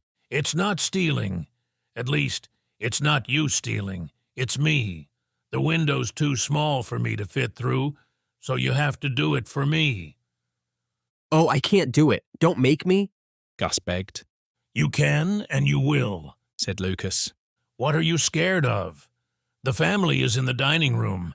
The maid is serving them. The cook is busy in the kitchen, and the housemaid is on holiday. No one will hear you. Take everything you can and come back in 5 minutes. Go now." "I can't," Gus cried, dropping to his knees in front of Lucas. "I can't do that. Please, Mr. Lucas, don't make me. I can't steal." "See," Jack said to his father. "I told you he would ruin everything. I knew he'd mess it up, and now he has." "But he won't ruin it," Lucas shouted angrily. "I'll make sure of that. Gus, climb that ladder and do what I say, or I'll shoot you. See this?" He pulled out his gun. "If you don't go right now, I'll shoot. Now, are you going?" Lucas looked so angry and so ready to carry out his threat that Gus instinctively backed away and turned to the ladder. Jack pushed him onto the first rung, and with the gun still pointed at him, Gus climbed the ladder with Jack close behind. Go on, said Lucas. "Or I fire." Jack opened the window wider and helped Gus into the room. "Now go on," said Jack, pointing to the door. "Go through all the rooms and be quick. We'll half kill you if you don't bring back everything." Urged thus, Gus passed out of the bathroom into the passage, while Jack waited nervously for his return. 5 minutes passed, 10 minutes, but the boy didn't return. "What's keeping him so long?" asked Lucas anxiously. "They'll finish dinner soon. Can't you whistle for him?" "Could they have caught him?" asked Lucas nervously. "We must leave if he doesn't appear soon." "Little troublemaker. I knew he would ruin everything," Jack replied. "What should we do now?" At that moment, they heard a window opening on the other side of the house, followed by what sounded like a splash and a faint scream. Almost immediately, another window was thrown open with a loud noise and a female voice screamed shrilly, "Help! Help! Thieves! Murder! Help!" Jack was down the ladder in a second. "Confound him! It's all over!" cried Lucas. He quickly threw the ladder into the shrubbery and they fled. Chapter 12. A Game of Hide and Seek. As Gus moved out of Jack's sight, he found himself in a dimly lit hallway with several rooms along it. He felt relieved to be away from Jack, but he was still deeply embarrassed. He knew he had no right to be in Miss Edith's home, and just thinking about what he was supposed to do made him feel ashamed. However, Lucas had made a big mistake in thinking he could force Gus to take part in a burglary. Gus would rather die than touch anything that belonged to Miss Edith. He might kill me, Gus thought, shivering. But he won't make me steal. At that moment, Gus was carefully creeping down the hallway, wanting to get as far from Jack as he could. Suddenly, he decided that he wouldn't go back to the men waiting outside. Instead, he would find a place to hide until morning. Lucas couldn't force him out. He couldn't come into the house to look for him. Because Lucas and his son were there to commit a crime, Gus had an advantage. In the morning, Gus thought, He could easily tell Miss Edith everything and ask her to protect him. The house was perfectly silent as Gus moved cautiously along the hallway, his shoeless feet making no sound on the thick carpet. He came to a door that was partly open and peeked inside. He saw a large, comfortable bedroom lit by the glow of a bright fire. The light shone on the dressing table, with its elegant mirror, pretty drapes and ornaments, and Gus noticed a gold watch hanging on a stand. Lucas would like that, he thought with a smile as he moved on. But he couldn't find a place to hide. He desperately wished for a cupboard or a small space where he could stay safe until morning. He reached the end of the hallway and stood at the top of the stairs. To his right, a narrow passage led off. It was almost dark, and Gus quietly walked down it, hoping to find a hiding place. Soon, he realised he was near the top of a narrow staircase. Suddenly, a light flashed in his face, and he saw a large woman slowly coming up the stairs with a candle. Startled, Gus ran in the dark, tripped over a bucket, and made a loud noise that caused the woman to scream in fear. He rushed through the first open door he saw and found himself in a small bedroom. There was no place to hide or any way to escape except through the window. It was unlocked, and Gus quickly opened it. In the dim light, he saw some kind of platform below and jumped out. He landed on thin, rotting planks that covered a water tank. The planks gave way, and with a faint cry, Gus fell into the cold water. Luckily, the tank was only half full, and he scrambled out in a few moments. But now, crouched behind the tank on a narrow sloping roof, Gus found himself in serious danger. The woman he had scared was too frightened to follow him, but she threw open the landing window and screamed for help. "Help, help, thieves, murder, help!" she screamed, and Gus heard the sound of steps hurrying to her aid. "Oh, cook, what is it? Whatever is the matter?" cried a voice which Gus recognised as Miss Edith's. Cook, control yourself. It is absurd to give way like this. I insist on knowing what has happened, said someone speaking in shaky tones. "It's burglars, Mum. It's housebreakers," sobbed the cook. "I saw them, miss, as true as I'm standing here. Leastways I heard them. There was someone who rushed along the passage in front of me and out of that window. He fell into the cistern, he did, and he's just got out. I heard him shaking himself not a minute ago." Burglars? Good gracious. And we without a man in the house? Oh, Edith, what will become of us? I said it was wrong of the Colonel to leave us so unprotected. Someone must fetch a policeman. The house must be searched. Martha, you must fetch a policeman. "That's easier said than done, if you'll excuse me, ma'am," said Martha, evidently shrinking from the task. "For my part, I don't believe there's been a man here. I don't suppose Cook saw anything bigger than a cat. She's so nervous she's frightened at her own shadow." "A cat? Are you a cat?" replied the cook indignantly. "I tell you it was a full-grown man who came along the passage. He fell over the pail, and I heard him swear I did. He's down there now somewhere, I'll be bound. You get a lantern and see." "No, thank you," said Martha, drawing back. "I'm not going onto that roof. I won't risk my neck for any burglar." "Perhaps it was a stray cat," said Edith, catching at the suggestion. "I dare say Mary left her window open and it got in. A cat can startle one dreadfully, and things seem much larger when you cannot see them properly." "The house must be searched," said her aunt solemnly. "I cannot close my eyes tonight until I know every corner of the house and grounds has been searched. I am not nervous, as you know, but this is serious. I insist on someone fetching a policeman." "As sure as I'm a living woman, it was no cat," muttered the cook under her breath. "I suppose I had better go in search of a policeman," said Edith. "I can see Martha is not inclined to do so, and Cook is far too upset." "You, Edith, you must not go. I cannot have you leave me. Suppose the man should appear when I was alone." "Why then, Auntie, you would be equal to the occasion, no doubt." "Had we not better ring the alarm bell?" suggested Martha. "Mr. Thornton's valet, who is a very civil young man, would surely come across to see what was the matter." "I have no doubt he would," said Edith, aware that the young man in question was enamoured with Martha. Miss Durrant, who had exercised much ingenuity in devising means to prevent Martha from seeing Mr. Thornton's valet, now eagerly embraced the maid's suggestion. Martha hurried off to ring the bell, and the others drew back from the cold night air, with Cook finally closing the windows to prevent the burglar from returning. Shaking with cold and fear, Gus could hardly keep himself from falling off the roof. What should he do? He must get away somehow, but how? Crouching low and supporting himself on his hands, he looked over the edge of the gutter. Immediately below was a small square window.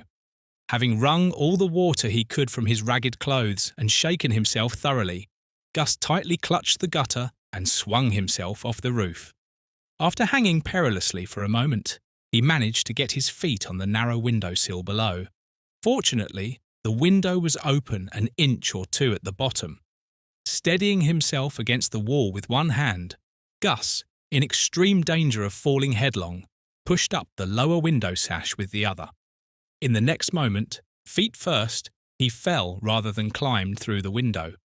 A roll of carpet broke his fall, and, gathering himself up, he found himself in a small room full of boxes and other items. He made some noise as he tumbled over these on his way to the door, but the sound was lost in the clamour of the alarm bell, which Martha was now pulling lustily. Gus was at a loss what to do.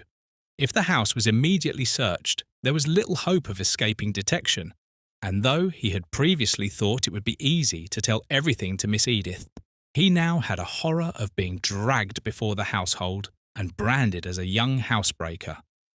If only he could find his way back to the bathroom window and descend by the ladder. Opening the door of the lumber room as gently as possible, he stole into the passage. No one was about, for Miss Durrant had forbidden anyone to search the house at present, and she and Edith had returned to the dining room. Cook was keeping watch at her bedroom window, and Martha was at the top of the attic stairs pulling the bell. Swiftly and noiselessly, Gus glided along the passage, ascended a short flight of stairs, and found himself again in the corridor where the bathroom was. But though the window stood open, the ladder was gone. Gus leaned out but saw nothing in the darkness. He knew the window was too high above the ground to jump. Clearly, Lucas and his son had decamped and left him to his fate. Gus closed the window and turned away in despair. What should he do? Just then, the sudden opening of a door, a blast of cold air, and the sound of excited voices below assured Gus that Mr. Thornton's valet had arrived and was receiving a warm welcome from the unprotected women. No time was to be lost. Gus fled desperately along the corridor. The warm glow from the firelit bedroom seemed to invite him. Wet and shivering, Gus ran instinctively to the glowing hearth, and for a few moments forgot his embarrassing position in the delight of warming himself. Then he became aware of steps and voices on the stairs. A procession was approaching, armed with fire irons and headed by Mr. Thornton's valet, brandishing a kitchen poker. I must beg you to search thoroughly every room, Miss Durrant was saying. It is not that I am nervous, but I think it only right to be sure there is no one concealed on the premises. To be sure, ma'am, to be sure, the valet replied. I only wish I could catch the man, but I'm afraid he's had time to get away. Gus couldn't see how fiercely the valet waved his weapon as he spoke, but the words alone were enough to scare him. Like a frightened rabbit, Gus ran for the nearest hiding place.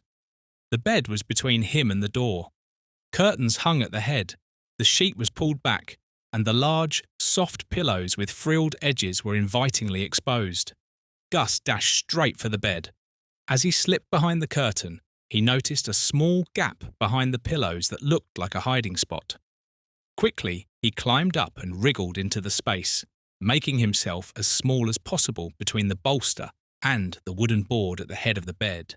If he hadn't been so thin and slight, he wouldn't have been able to squeeze into such a tight spot without messing up the bed. But he moved so smoothly that when the armed group entered the room a few minutes later, the bed still looked as neat as the housemaid had left it. The valet, holding a poker, led the way into the room, followed by Martha, who carried the tongs. Miss Durrant came next, holding a shiny brass poker. one of those decorative ones that are rarely used. The cook followed, and Edith was at the very end because no one else wanted to be last, afraid the burglar might attack from behind. The valet bravely looked under the bed and under the skirt of the dressing table. At Miss Durrant's suggestion, he opened her wardrobe and felt through the dresses.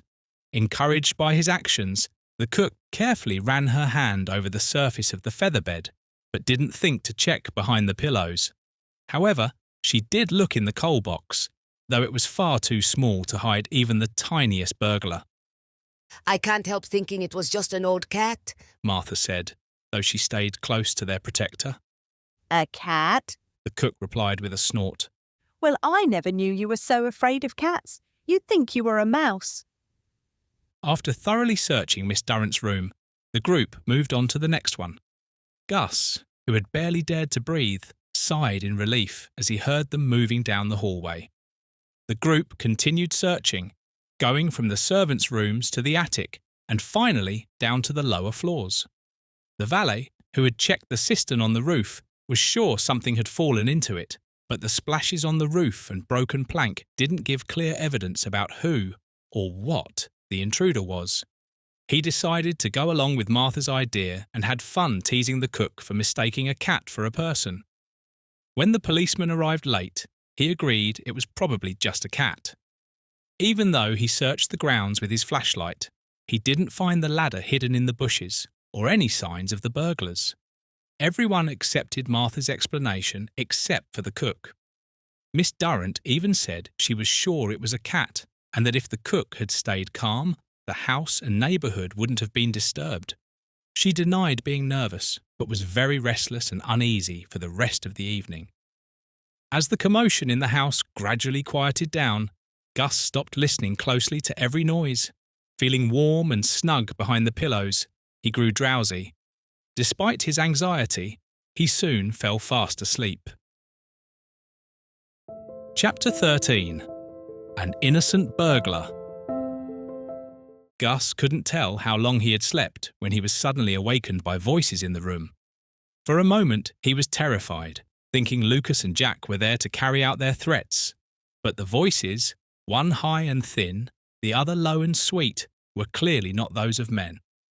Feeling hot and cramped in his hiding place, Gus slowly remembered how he ended up there and recognised the voices as Miss Durrant and her niece. I'm convinced now, Edith, that it was only a cat. That's very likely, Aunt. Did you check under the bed, Edith? Yes, there's definitely no cat there. Well, there's nothing to worry about. I'm not nervous at all, but I'm glad Mr. Thornton let his valet sleep downstairs tonight. It's good to have a man in the house. Yes, just in case the cat causes another scare. Or if the cook gets scared again. Martha seemed more likely to have another scare when they went to bed. But if it happens, Mr. Thornton's valet will be useful. It is strange, said Miss Durrant thoughtfully, ignoring her niece's comment. I'd really like to know what it was that jumped out of the window and fell into the cistern. Just then, a muffled sound came from the back of the bed. A sudden sense of how absurd the situation was made Gus laugh, almost without realising it. What was that? Exclaimed Miss Durrant, startled. Edith, did you hear it? I didn't notice anything, Aunt. What kind of noise was it? I'm sure it was just a mouse. A mouse? How can you even mention a mouse to me, Edith?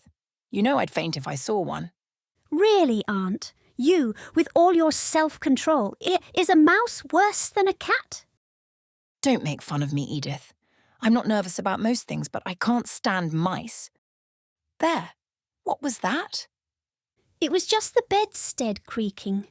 Old furniture does that sometimes, Edith replied. Well, I was thinking that if there's any disturbance tonight, it might be nice for us to be together. It's not that I'm nervous, but you have a cold, and you'd be warmer here than in your own room. So, I think you should sleep with me. Very well, Aunt, if you want, but I really don't think there will be any more disturbances. However, if you feel nervous... I am not nervous, Edith. You're mistaken if you think that. I just thought you'd be better off here with your cold. Oh, my cold is almost gone, so if that's your only reason, I'd rather sleep in my own room. Good night, Aunt. There's nothing to worry about now. I'm aware of that, thank you. Good night, Edith, said her aunt in a slightly stern tone. She followed her niece to the door, closed it, and secured it with both the lock and bolt. Then, casting a nervous glance around. While the aunt and niece were talking, Gus had been wriggling around, trying to find a way to see into the room. When he couldn't find one, he moved to the edge of the bed and cautiously stuck his head out. Even then, it was hard to see, and his position was risky as he tried to look into the room. By the time he managed to position himself to see what was happening, Miss Durrant was at her dressing table, brushing her hair. In her younger days, her thick brown hair had been much admired. Though it was now thinner and greying, she still took pride in it. She stood before the mirror, brushing her hair slowly and occasionally pausing to listen. But the house was silent. Gradually, her fears lessened. Finally, with a sigh, she put down the brush, rolled her hair into a neat bun, and moved to the fire to warm her feet before bed. Gus was now seriously worried. He was tired of lying in that cramped spot. He couldn't stay there all night. He also wondered what would happen when Miss Durrant got into bed. Would she notice him behind the bolster? Would she feel something was off? Gus thought he might be better off if he could quietly slip out of bed and hide under it for the rest of the night. So he edged himself further out of the bed until half of his body was exposed behind the curtain, with his hands on the floor. But pulling his legs out and dropping down without making a noise was difficult. Just as he realised how tricky his situation was, Miss Durrant moved towards the bed. Gus tried to wriggle back into his hiding spot, but it wasn't easy. The lady noticed a strange movement behind the curtain. She pulled it aside and froze in terror, staring into Gus's eyes.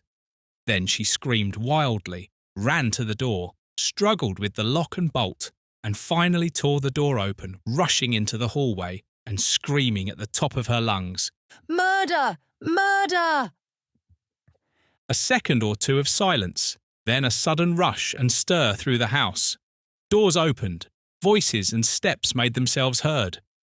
Edith was the first to appear in response to the wild screams. She came running from her room, white and trembling from the shock of alarm, but she was brave. "A man in my room! A man in my bed!" Shrieked her aunt, like one distracted. "In my very bed, waiting to murder me. Don't go in, Edith, don't go near. He'll kill you. Oh, where is that manservant?" The individual demanded appeared at that moment. He was armed with the poker, but looked white and dazed. "Where is he?" he asked, his teeth chattering. "Don't go in, Mr. Simpkins, don't now!" cried Martha imploringly from over the banisters. "He's a ferocious burglar and he'll brain you. For a dead certainty he will. Go and fetch a policeman, but don't go in yourself." Mr. Simpkins did not like the prospect of being brained, and the advice struck him as excellent. "Well, I am only one man," he admitted, as though it were possible he had been mistaken for half a dozen. "So perhaps it would be best to make fast the door and go in search of a policeman." "You must not leave us, Mr. Simpkins.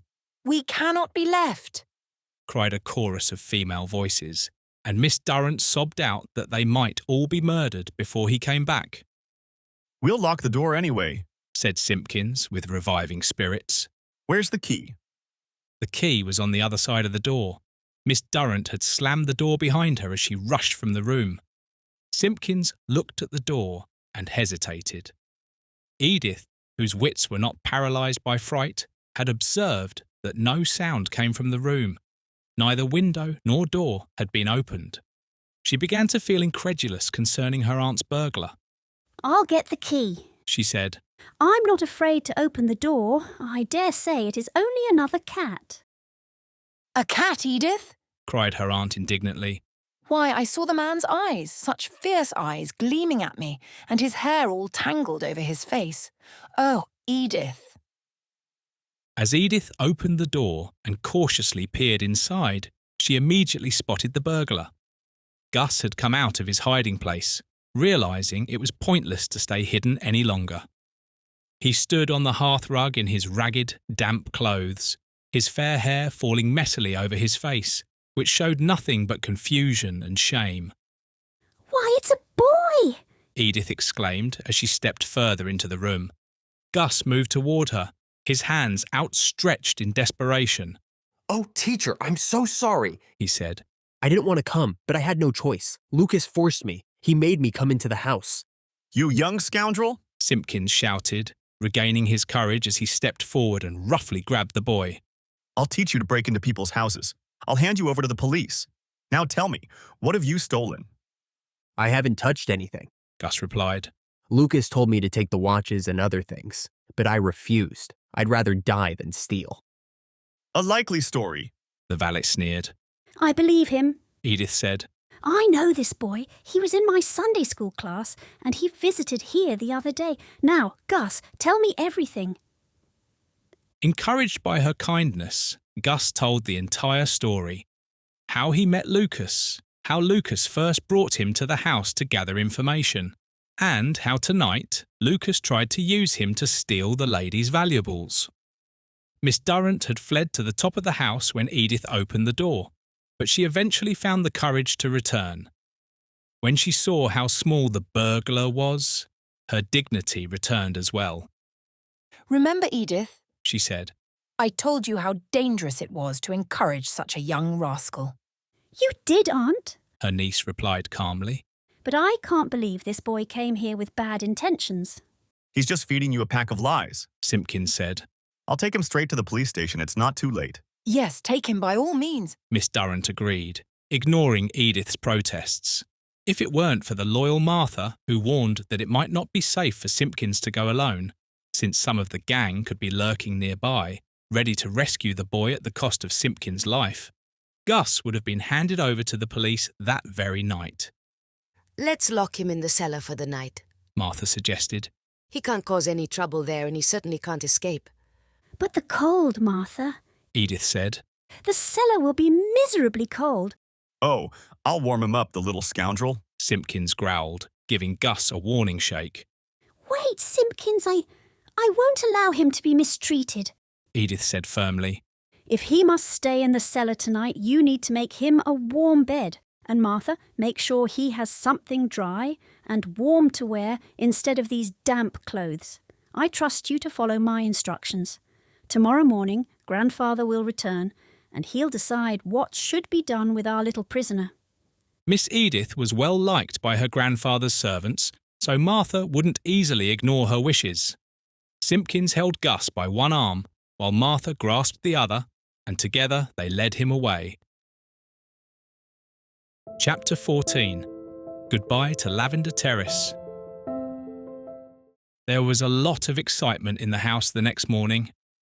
The police were informed about the attempted burglary as early as possible, but so much time had passed that it seemed unlikely they would catch Lucas and his son. The ladder they had used was found leaning against the wall at the back of the shrubbery, but there were no other signs of them. It was clear they had escaped across the fields behind the house and hurried off to another part of London. Policemen were all around the Colonel's house that morning, searching the grounds, asking questions and offering suggestions, but without much success. Gus was questioned and cross-examined, but his story stayed consistent. He told it with such straightforwardness and such an innocent look in his blue eyes that even the policemen, who were used to expecting the worst from people, were convinced he was telling the truth. Early in the morning, 2 policemen paid a surprise visit to Sally Dent. She showed them to her lodger's room and said she thought he was still asleep. The door was locked, but when the policeman knocked and shook it, there was no response. They forced the door open, only to find that Lucas and his son had already fled. They must have escaped through the window and over the low garden wall. They left little of value behind, and Lucas hadn't paid his last week's rent, a detail that shattered Sally's belief in the saying, "honour among thieves." Sally remembered that her lodger had returned sometime in the evening with his workman's bag over his shoulder and had said "good night" as he went to his room, but she wasn't sure about the exact time of his return. Her memory was a bit fuzzy at that time of day. It might have been 8 o'clock. It might have been past. It might have been 9. I really couldn't say. Lucas was always polite, Sally said. If he was a burglar, I've never been more fooled in my life. And Gus too. After all I've done for that boy, he goes and gets mixed up with a bunch of thieves. But I'm done with him. He'll never be allowed back here. A no-good young rascal. I'll make sure only honest people stay here. The little lad seems honest enough, if what he says is true, one of the policemen replied. It's common for burglars to use children as their pawns, but I think these burglars picked the wrong kid. Around noon, Edith's grandfather returned to the troubled household. Colonel Carruthers, who had served in the Crimean War, was now over 70 years old, but his tall, slim figure still stood straight with a soldier's posture, and his eyes remained sharp and bright. His expression was somewhat stern, and his manner was proud, but he was kinder than he appeared. He had experienced disappointment and pain in his younger days, which had hardened his demeanour and perhaps deepened his pride. However, beneath this stern exterior was a warm heart, a heart that could empathise with the suffering of others, a heart that could love deeply and faithfully. His granddaughter, Edith Durrant, the child of his only daughter, was very dear to the old colonel. The colonel listened with some impatience to Miss Durrant's account of the previous night's alarm, interrupting her now and then with sharp, short questions. He had never had much patience with poor Miss Durrant. Her constant fussiness annoyed him. Yet she had good reason to be grateful to the colonel. He had rescued her from a poorly paid, thankless job as a fine lady's companion, and given her a comfortable home as the mistress of his house and the guardian of his young granddaughter, the eldest child of her brother, who was serving with his regiment in India. "Where is the young rascal?" asked Colonel Carruthers after hearing the entire story. He spoke gravely, but there was a glint of amusement in his eyes that Edith noticed. "He's downstairs, Grandpapa," she replied. "The policeman wanted to take him away, but I thought you might want to see him." "Want to see him? I'm not sure I'm particularly eager to meet the young rogue." "He's not the kind of boy you'd expect," said Edith. "I'll have him sent up." A few minutes later, Gus stood before the colonel. The boy had bathed and his face looked fresh and bright, but he was still wearing his ragged clothes. The household didn't have anything better to offer him since he was too small to wear any of the colonel's clothes. "Well, sir, what do you have to say for yourself?" the colonel asked sternly, raising his eyes to look keenly at the boy. Then his stern expression softened. A strange look came over his face, one of wonder and something close to fear. What was it in the innocent child's gaze that made the old man's eyes drop and his lips tremble? The blue eyes beneath the curly hair seemed so familiar. The face was the very image of another sweet, innocent child's face that had once brought joy to his own home. It was as if he was seeing a little ghost. The ragged clothes seemed out of place, but the face was identical to the one that often haunted his memories, stirring his heart with its innocent, boyish charm. The face of the boy who used to climb onto his knee and listen eagerly to stories of camp life, always asking thoughtful questions. But that was many years ago. This child was just a beggar's brat brought to the house by burglars, and the other boy, that boy, so clever, so engaging, so full of promise. Where was he now? Edith wondered why her grandfather looked down at the blotting pad on his desk before speaking to the boy again. Gus made no attempt to reply to the colonel's initial greeting. After a moment, the colonel looked up and asked sharply, "What is your name?" "Gus," the little fella replied. The colonel started at the name. It was like an electric shock. That other boy, the one this child so vividly resembled, had also been known as Gus. But the moment passed, and the colonel resumed his usual tone. "How did you come to be in my house last night?" Gus answered quickly now, repeating the story he had already told many times. The colonel had heard it from others before, which was probably for the best, because he wasn't listening closely. The child's voice and look affected him strangely. He didn't say much more to the boy and soon sent him away. Isn't he different from what you expected, Grandpapa? Edith asked. He's not like an ordinary street urchin, is he? No, he's not, said the Colonel dreamily. I wonder if his story is true. I have no doubt it is, said Edith. Ah, he's won your heart, I see. And yet, a child brought into a house to steal. Well, well, it's a strange world. And he's all alone in it, Edith said gently. A child with no one to care for him. That's not our concern. We can't change that. All we know is that he came here to steal from us. That he was brought here to steal, Edith corrected. Well, have it your way. It doesn't make much difference. What's to become of him now?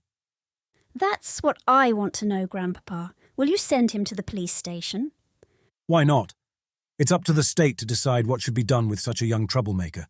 They'll probably send him to an industrial school. That's what the policeman said, but Grandpapa, that boy, with his sweet face and gentle ways, how can he mix with boys of the worst sort? Probably he's one of them himself, Edith. Don't be fooled by those gentle ways. Now, what do you want me to do? Adopt the lad? No, Grandpapa, not that, Edith said with a smile. But I was thinking we could send him to Mr. Mounsey. He would know what to do with him. Mounsey? What made you think of him? Actually, that's not a bad idea. Mounsey likes helping troubled kids. If anyone could make something of him, it's Mounsey. But why should we bother? Better to leave it to the magistrate. Grandpapa, that little boy was in my Sunday class once, and I felt strangely drawn to him. I still do. I'm sure he's a good boy. The Colonel was silent for a few moments. Again, the vision of that other boy with his broad, fair brow and innocent gaze flashed across his mind. His face tightened as if in pain. He let out a heavy sigh before saying, Don't trust appearances too much, Edie. These sweet, innocent-looking children can be very disappointing. This boy will probably turn out to be a scoundrel. But I'll think about it. I'll see what I can do.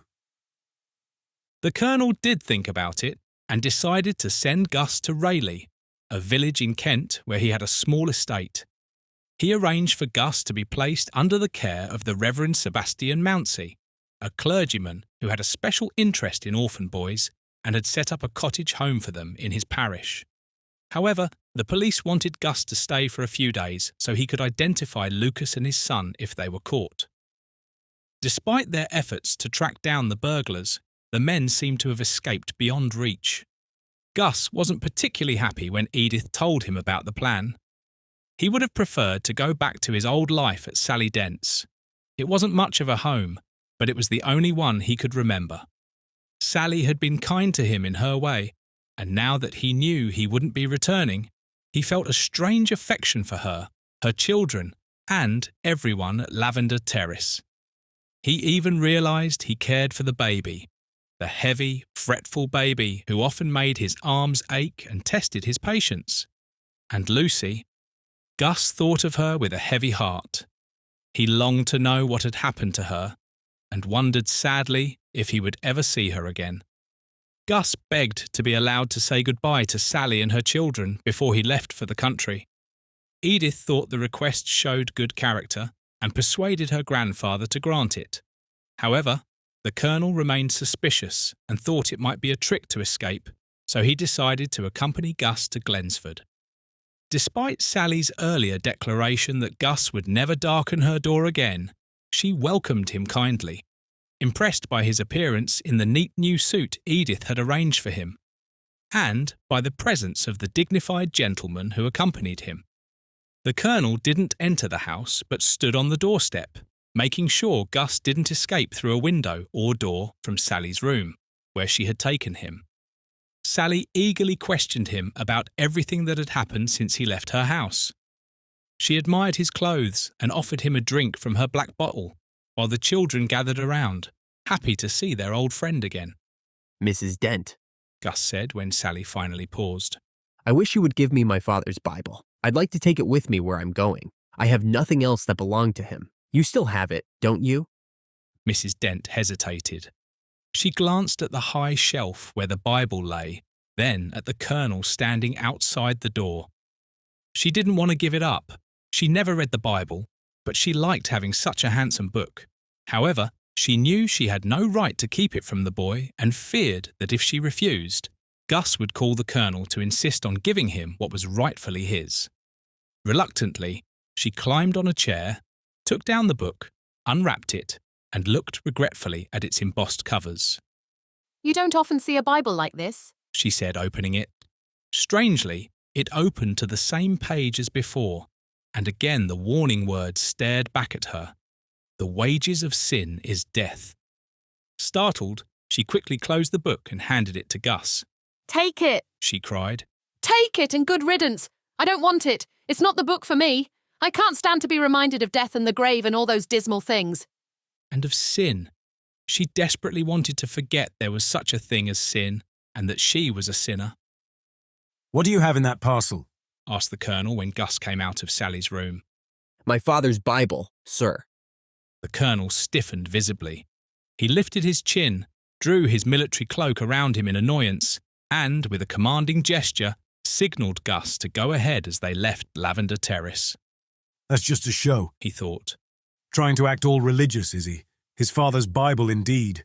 As if a boy whose father believed in the Bible would have fallen so low."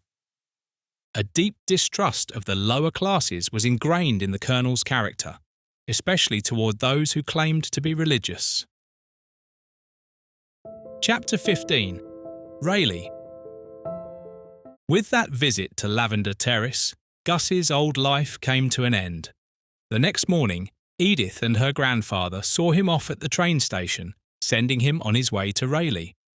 Mr. Mounsey, the energetic young vicar of Rayleigh, would meet him at the other end of the journey.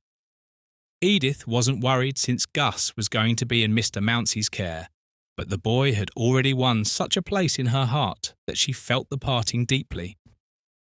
"We hope to visit Rayleigh in the spring," she said. "So, I'll see you then, Gus." The boy gave her his sweet, charming smile, but tears welled up in his eyes. He was leaving behind this kind friend, everyone he had ever known, and heading to a place he knew nothing about. The thought made his heart sink. "Look here, young man," said the Colonel sharply. "Make sure you do your duty where you're going. Listen to Mr. Mounsey, and he'll make a man of you." Make a man of him? But what kind of man? Gus wondered, as Miss Edith's form faded from view and the train carried him away from London. A gentleman, like the kind his father had wanted him to be. That was what Gus hoped to become.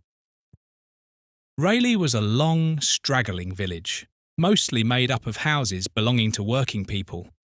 A deep, quiet river ran through the village, feeding the large paper mill that was the area's main industry. Most of the residents of the small brick cottages worked at the mill. The rows of cottages weren't picturesque, but the village was proud of its beautiful old church with an ivy-covered tower. Close to the church was the vicarage, a large square house that had once been home to a large family. The former vicar had moved on, and his successor, being young and unmarried, seemed somewhat out of place in the big house. But Mr. Mounsey was warm-hearted and genial, quickly filling the house with life. Near the vicarage was a cottage home for orphan boys, a true home where the boys lived under the care of a good-natured, motherly widow. The vicar treated them with a kindness that was almost like that of a father. The boys had free run of the vicarage. They helped tend the garden, one of the best in the area, and were rewarded with the finest fruits and vegetables. Mr. Mounsey supplemented the boys' education at the village school with informal evening classes in his large old dining room.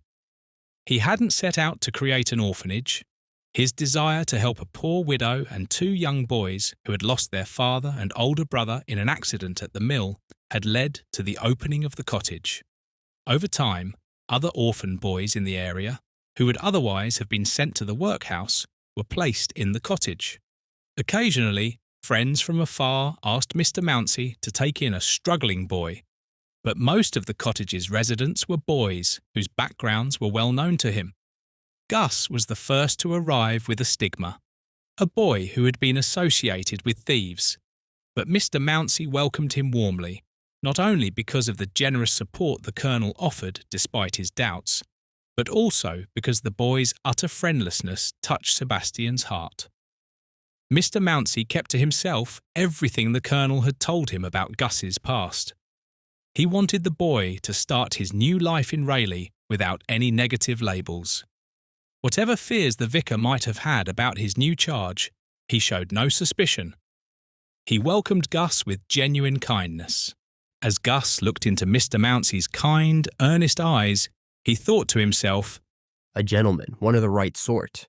This conviction grew stronger as he got to know Sebastian Mounsey better. Mr. Mounsey truly had the gentle heart that leads to a gentle life. Mr. Mounsey, in turn, was pleasantly surprised by the boy's appearance. Simple-hearted and frank almost to the point of eccentricity, the vicar quickly felt the charm of Gus's innocent grace. Gus was nothing like the boy he had expected to see. He didn't display any signs of deceit, meanness, or rascality. The clergyman looked at him in wonder. It was remarkable how quickly the two came to understand each other. A bond formed between them from the moment they met. Gus got along well with the other boys at the cottage home. He was friendly with all of them, but he didn't form a special bond with any one of them. It was the vicar who became his true friend. Mr. Mounsey soon discovered that Gus had unusual abilities. He took the time to give Gus further instruction beyond what he received at the village school. He began teaching him Latin and was astonished at how quickly Gus grasped the basics of the language. One day, as the vicar was teaching him, Gus mentioned that his father had known Latin. "Your father?" said Mr. Mounsey in surprise. "Then he was an educated man." "My father was a gentleman once," said Gus with an unconscious dignity. "Once?" repeated the vicar. "What do you mean?" "He was a gentleman once," said Gus again, but then paused, and a deep flush of shame coloured his face. An educated man who lost his character and sank to be the companion of thieves and vagabonds, thought the vicar, and he refrained from questioning the boy further. All he said was, "You must be a true gentleman, Gus." The boy looked at him with a quick, questioning glance. "Howe'er it be, it seems to me it's only noble to be good," quoted Mr. Mounsey. Gus's eyes flashed a quick, understanding response, but he made no other reply. The first winter Gus spent in the country was a happy one. He discovered the real countryside, which was very different from the suburban areas near London. He thoroughly enjoyed the long walks Mr. Mounsey sometimes took with the boys on clear, frosty days. Gus loved seeing the grass and hedges glittering with frost and hearing the crisp leaves crackle underfoot as they walked through the woods. He admired the beauty of the bare trees, their branches outlined against the blue sky, and enjoyed watching the birds, squirrels, and even the hares, made tame by the cold, learning all he could from Mr. Mounsey about their habits. Gus also enjoyed learning to skate on the frozen river, experiencing the first heavy snowfall, clearing the church and vicarage paths, and, of course, the snowball fights that the boys never missed. Equally enjoyable, though in a different way, were the bright Sunday services in the beautiful old church and the class in the vicar's dining room on Sunday afternoons, where Mr. Mounsey talked to the boys about the perfect life of Christ and how, through knowing him, they could become partakers of the divine nature. In the spring, Colonel Carruthers and his granddaughter Edith, along with Miss Durrant, came to Rayleigh. The Colonel's house was some distance from the vicarage, at the opposite end of the village. It was an old-fashioned thatched house with a flower garden in front. A fir plantation stretched to the right, and just beyond the well-stocked kitchen garden behind the house rose a bit of breezy, furzy common land, from the top of which one could see the entire village. Looking down, one could see the river winding gently through the meadows, curving this way and that until it reached the large stone buildings with their many small windows where many hands were employed in making paper. Near the mill stood a large stone house, an imposing structure with bay windows and turrets. This was the residence the mill owner had built for himself. Observing the house and the well-laid-out garden surrounding it, one could hardly doubt that the business was a prosperous concern. Yet, if rumours were to be believed, the mill hadn't been doing well lately, and the owner was facing difficulties. There were fears that the mill might eventually close, an event that would spell disaster for the workers. But months had passed since these rumours began, and the mill continued to operate. Now that winter was over and signs of summer were beginning to appear, the working folks' anxieties had lessened. On the April evening following their arrival at Rayleigh, Edith and her grandfather were walking across the common, enjoying the beauty of the sunset, when Mr. Mounsey climbed over a low stone wall, accompanied by 2 or 3 of his boys, Gus among them. It was the Colonel's first meeting with the vicar, and he greeted him warmly. "This is never Gus," said Edith, turning to look at the boys after shaking hands with the clergyman. The boy had indeed changed a great deal since she last saw him. He had grown taller and, though still slender, looked strong and well-formed. His hair, though closely cut, still showed a tendency to curl. His cheeks now had the bright hue of health. His eyes were as blue as ever, and the smile that lit up his face when Edith spoke to him retained all its old sweetness. But while it was the same sweet, boyish face, the seriousness in his expression had deepened. Gus had learned and thought a great deal since leaving London, and his countenance reflected his quickened mental and spiritual life. The Colonel nodded kindly to Gus. His eyes took a quick, observant survey of the boy as he stood talking to Edith. His glance seemed to sadden as it rested on the child. "He has improved," he remarked in an undertone. "What do you think of him, Mounsey? How will he do?" "Well," was the prompt reply, "I have no doubt about it. I've never had such a boy as Gus in my home before." "Indeed, how does he differ from the others?" "In every way. The other boys are good lads, but their minds are dull and slow, their manners rough and boorish. There is a peculiar gentleness about Gus, a goodness of heart, an unselfishness, an innate charm that I hardly know how to describe. As for his mind, he can learn anything. He grasps my ideas instantly. I have the highest hopes for him." "I wouldn't if I were you," said the Colonel dryly. "You're too optimistic, as I often tell you. Mark my words, you'll be disappointed." "I'm not afraid," said Mr. Mounsey with a smile. "I can tell you, Gus is a little gentleman." "Gus? Gus what?" asked the Colonel abruptly. "I suppose he has another name?" "Gus Rue," said Mr. Mounsey. "Rue? You can't make much of that," said Colonel Carruthers. "It's not an aristocratic name, but everyone is a gentleman nowadays. The grand old name is indeed defamed by every charlatan and soiled with all ignoble use. Still, calling the son of a burglar a gentleman seems to me to go too far." "I don't think Gus's father was a burglar," replied Mr. Mounsey. The Colonel shrugged impatiently. Mr. Mounsey thought it wise to change the subject. "Have you heard of the change we're going to have here?" he asked, pointing towards the mill. "I've heard nothing. I only arrived last night." "Mr. Gibson has sold the mill. You might know that he's been operating it at a loss for some time. Now he's transferred the entire business to someone else." "And who's the buyer?" "Someone from London. Philip Darnell is his name." As Mr. Mounsey said the name, he noticed a reaction from the Colonel. The old soldier gave a slight start, his colour changed, and his brow furrowed as if in pain. "You know this gentleman, perhaps?" Mr. Mounsey ventured to ask. "By hearsay only," replied Colonel Carruthers stiffly. "Politically, he's on your side, Mounsey. He ran for office in one of the suburban boroughs some time ago but wasn't elected. You might find him a kindred spirit." Mr. Mounsey shook his head and smiled good-naturedly. "I doubt he'll share my politics," he said. "He must be a rich man, and few rich men can tolerate an out-and-out radical like me." Someone else had heard the name Philip Darnell and was equally startled. Gus stood close enough to catch it, and the sound sent a thrill through his body. Philip Darnell, his father's enemy. The man he had seen on that summer morning nearly a year ago when he and his father had searched for work, only for his father to refuse the job because it was for this man. That night, his father had died, and every detail of that last day together was etched vividly in Gus's memory. This was the man who had ruined his father, the man Gus had promised to avenge if he ever had the chance. Was that chance coming now?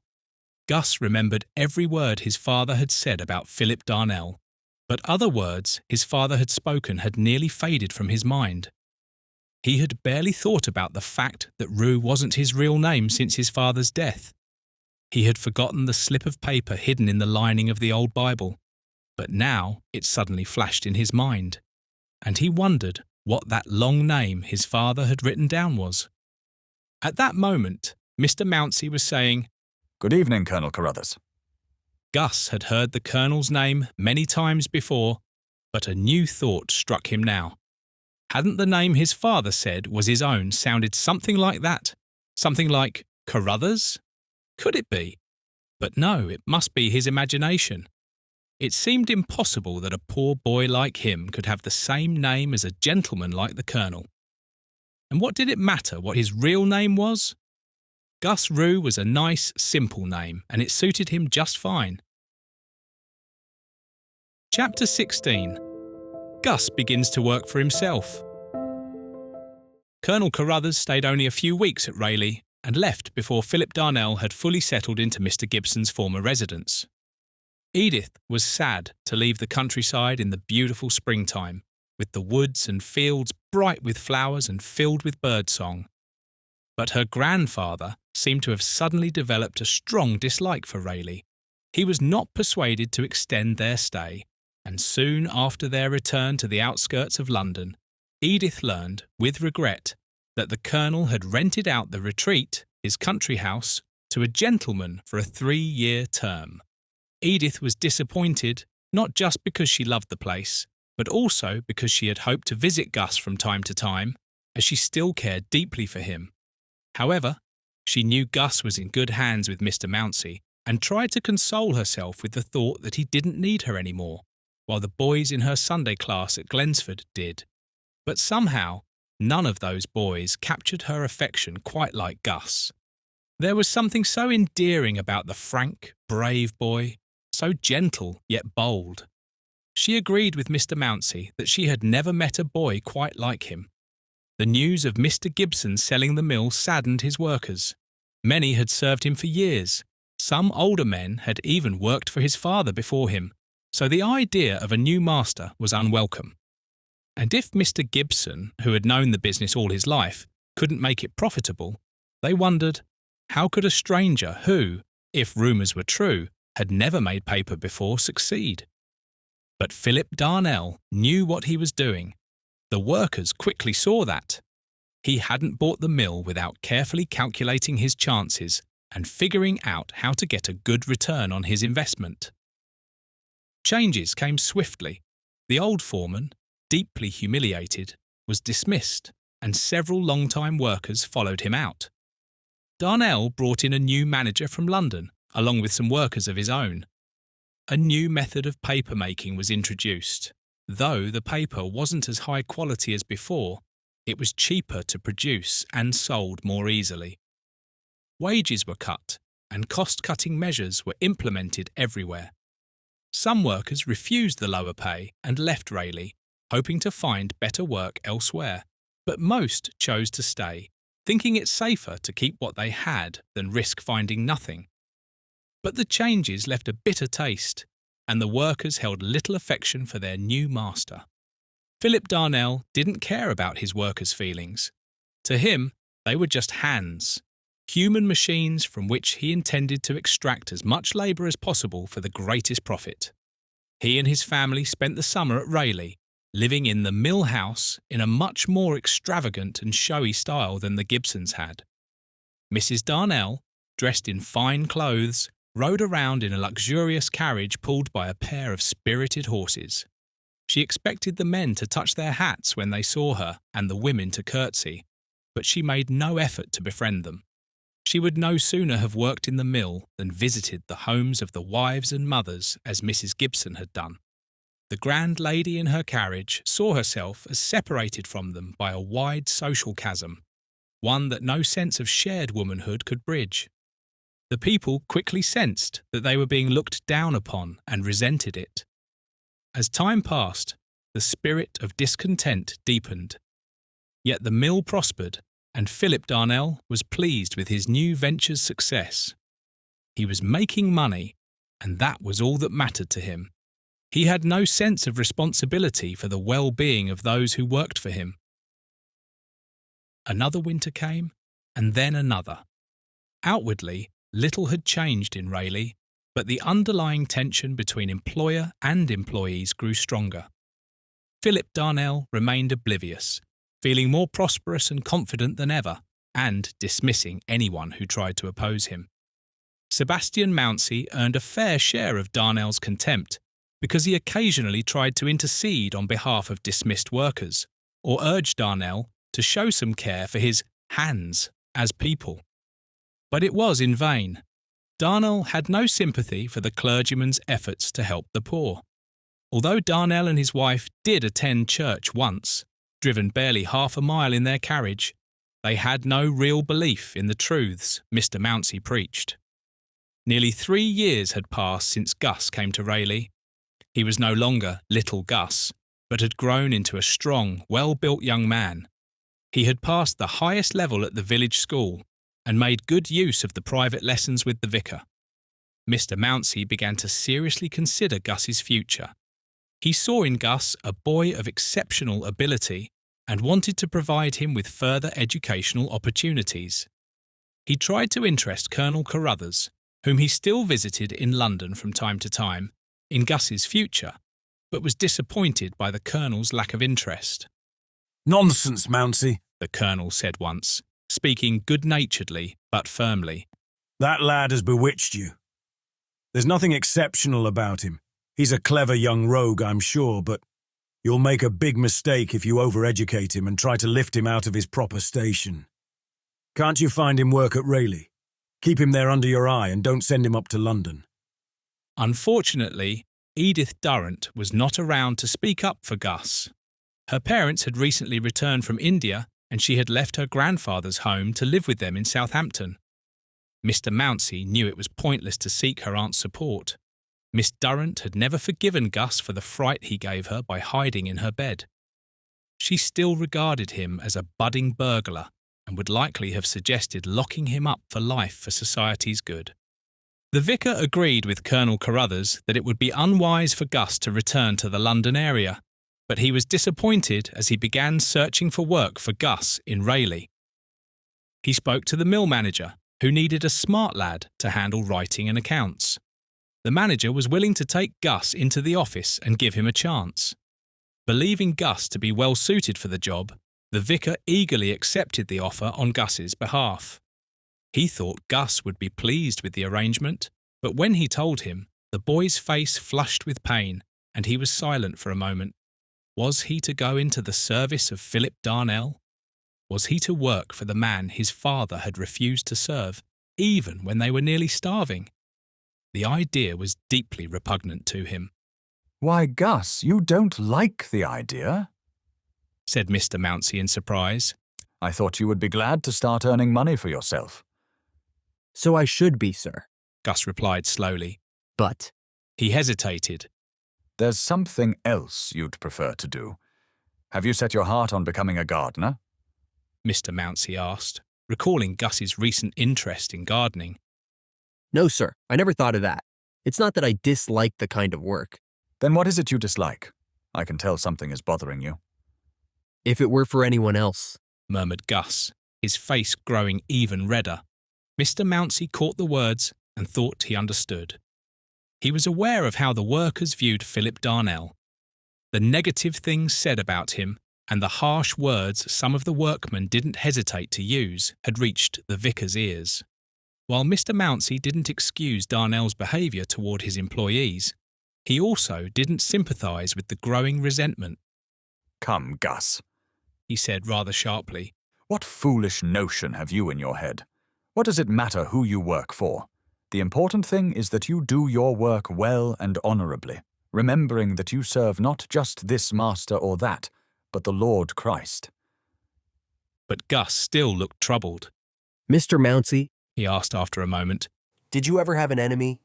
"An enemy?" repeated Mr. Mounsey, a gleam of amusement lighting up his bright, open face. "No, Gus. I don't believe I've ever had what you'd call an enemy. I've caused some ill will toward myself at times by doing what I felt was right, but those feelings soon faded. No, I've never had a true enemy. Why do you ask?" Instead of answering directly, Gus asked another question. "If you did have an enemy, sir, would you be willing to work for him?" "Certainly I would serve him, Gus, in any way I could. If I knew someone was my enemy, I'd do my best to turn him into a friend. That's the Christian way. Remember what Jesus said, love your enemies. It's not hard to serve those we love." "No, but it's hard to love those who've wronged us," Gus said thoughtfully. "You're right. It is hard. We need to seek God's grace to forgive our enemies. Sometimes you have to start by serving someone before you can truly love them. If a man tries to do good to his enemy, he'll soon find that he loves him." "And what about revenge?" asked Gus, recalling his father's words. "Are we never to have our revenge on those who've hurt us?" "Never," said the vicar emphatically. "The idea of revenge is mean, low, and spiteful, unworthy of a Christian and a gentleman. Unless, of course, we seek revenge in the way St. Paul described. If your enemy is hungry, feed him. If he is thirsty, give him something to drink. In doing this, you will heap burning coals on his head. Do not be overcome by evil, but overcome evil with good." Gus was silent, pondering the vicar's words. That wasn't the kind of revenge his father had meant. No. His father had hated Philip Darnell with a bitter hatred, and had believed he was justified in that hatred. He had longed to punish Darnell for the harm he had done, and would have rejoiced to see him suffer.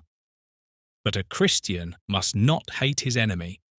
Gus had never heard the saying that a Christian is God Almighty's gentleman, but he had long ago resolved to be a gentleman after the example of Jesus Christ, and this resolve had become a guiding principle in his life. Now he faced a dilemma. Should he follow Christ's teachings, or should he keep the promise he had made to his father? The boy's simple, sincere mind soon found a solution. "When I made that promise to Father," he thought, "I didn't know what I know now, and Father didn't understand the ways of Jesus, or he wouldn't have asked me to make such a promise. I'll keep the promise, though. I'll seek revenge on Philip Darnell, but I'll do it in the Christian way. I don't know how I'll do it, since he's not likely to be hungry or thirsty, but there might be some way I can heap coals of fire on his head." While these thoughts were running through Gus's mind, Sebastian Mounsey watched him curiously. What was going on in the boy's head? What had he heard about Philip Darnell? His enemy, indeed. It was a strange idea, but the thoughts of youth are often mysterious to older minds, and Sebastian Mounsey wasn't the type to dismiss them because of that. He didn't press Gus to speak, but waited, and after a moment, the boy spoke up on his own. "I'll go to the mill if you wish it, sir." "That's right, my lad," said Mr. Mounsey heartily. "I believe it's the best opportunity I can find for you. The manager, Mr. Ellery, is a kind-hearted man, and you'll do well under him." So, the following Monday morning, Gus began his work in the counting house. He would continue living at the cottage, but would now pay a small sum for his board and lodging, and he felt proud to do so. From 8 in the morning until 6 in the evening, with an hour off for dinner at home, Gus worked in the counting house. At first, it was difficult to sit for so long at a high desk, but he worked diligently and earned the approval of Mr. Ellery. It was late autumn by then, and Mr. Darnell had returned to his London residence for the winter, only coming down to Rayleigh once a week to check on the mill. As a result, Gus rarely saw him. The title of gentleman may not have followed Gus to Rayleigh, but he continued to deserve it as much as ever. In his new position, he displayed a courtesy, kindness, and honesty that even the noblest born could hardly surpass. Naturally, he became a favourite among the mill workers. Chapter 17. The Mill Hands Strike. It was a Saturday evening toward the end of November. The 6 o'clock bell had rung, and the hands, both men and women, were streaming out of Rayleigh Mill. The air was raw and cold, yet the workers didn't hurry home as they usually did. Instead, they gathered in groups outside the gates, talking excitedly. Some faces were flushed with triumph, while others were pale and anxious, reflecting the unusual tension in the air. The younger people shouted and laughed, but the older ones, especially the women, looked troubled, already thinking of empty cupboards and cold hearths. As the last group of workers passed through the gates, the crowd erupted in a loud "Hurrah!" The mill hands had gone on strike, and unless Philip Darnell gave in to their demands, which he had sworn he wouldn't, not a single worker would enter the mill on Monday morning. Among all the employees, only one had refused to join the strike, the young clerk, Gus Real. The men had tried in vain to persuade him to abandon his post, and when persuasion failed, they resorted to threats. But Gus was content with his work and his pay, and he knew that Sebastian Mounsey disapproved of the strike. If the workers had listened to the vicar's advice, they might have improved their situation without creating such hostility between master and men. But they had turned away from their old friend to heed the fiery speeches of a trade unionist from London. The mill hands had all left, and one of the great gates was already closed when Gus appeared, accompanied by Mr. Ellery. "Here's that conceited youngster," muttered one of the men. "Hang it, he's got Ellery with him, or we'd give him a good thrashing." "He'll get it yet," said another. "We'll beat the impudence out of the young sneak. He'll learn not to set himself against those older and wiser than himself." "You'd better leave the boy alone, I'm telling you. It'll go badly for any man who lays a finger on him," said a tall, strong young fellow standing nearby. The appearance of Gus's champion was so intimidating that the men turned away and made no further threats. As Gus passed through the crowd, unaware of the hostility he had stirred, an old man grabbed his hand and spoke kindly in a low voice. "Gus, lad, you must join us. Some of the men are ready to hurt you if you hold out. They're angry, and they don't care what they do. Come on, lad, why turn against your old friends? Why risk your life for that scoundrel?" I'll never turn against old friends, Mike. And as for risking my life, I can't believe any of the men would really hurt me. Why would they? They know I'm their friend. But I don't think it would be right for me to quit my job. I have no grievance. "You could stand up for their grievances. It looks like you don't care if you stay aloof." "Of course I care," Gus said, looking troubled. "And so does Mr. Mounsey, but—" "Oh, the parson's against us too. Parsons always side with the rich against the poor." "That's not true," said Gus, his tone showing a touch of indignation. "No one cares more for the poor than Mr. Mounsey, but he thinks the men have been too hasty." "Of course, we're in the wrong," Mike replied. "But Gus, these men have been drinking. You'd better get out of their way." 3 of the roughest, most disreputable workers were approaching. The dark scowl on the face of the one in front and his clenched fist didn't bode well for Gus. But the boy didn't move to escape.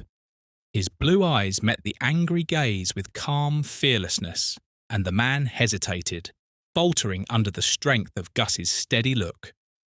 He dropped his hand to his side, muttered something contemptuous about a mere boy, and moved on with his comrades. One of them let fall a large stone he had picked up, intending to hurl it at Gus. "'Pon my word, you're no coward, lad," Mike exclaimed admiringly. Rayleigh Mill looked desolate on Monday morning. Not a single worker was in sight as Gus walked up to the gates at 8 o'clock, but someone was watching him. Suddenly, a stone struck him on the temple, just above the eye, with such force that blood began to pour down his face. He stood outside the closed gates, trying to stop the bleeding with his handkerchief, when Mr. Ellery approached. "Who has done this, lad?" asked Mr. Ellery, his eyes flashing with anger. I don't know, sir. No one was in sight when I looked around. "A coward, whoever it was, to wound a boy for doing his duty. It's a mercy it missed your eye." "Yes," said Gus, shivering from the shock. "Poor boy," said Mr. Ellery as he pulled out his keys and prepared to open the gate himself, the gatekeeper having joined the strike with the others. "But the cut isn't deep, I hope. There's lint and plaster in the office. I'll see what I can do as a surgeon." The office was unswept and the fire was unlit. The woman who usually did these tasks didn't dare show up that morning, so, after Mr. Ellery had dressed his wound, Gus, still feeling dizzy and sick, set to work making a fire and tidying the place while Mr. Ellery opened the letters and sent a telegram to Philip Darnell. Gus found many new tasks to perform that morning, and the time passed quickly. Shortly after noon, Mr. Darnell arrived. He was furious about the situation, but was determined to handle it with a firm hand. The men would learn that he would not be forced to do their bidding. He would prove that he was in control and could run the mill without the help of the strikers. As Philip Darnell conferred with the manager in his private office, he glanced out the window and saw Sebastian Mounsey approaching. A flush of anger rose in his cheeks.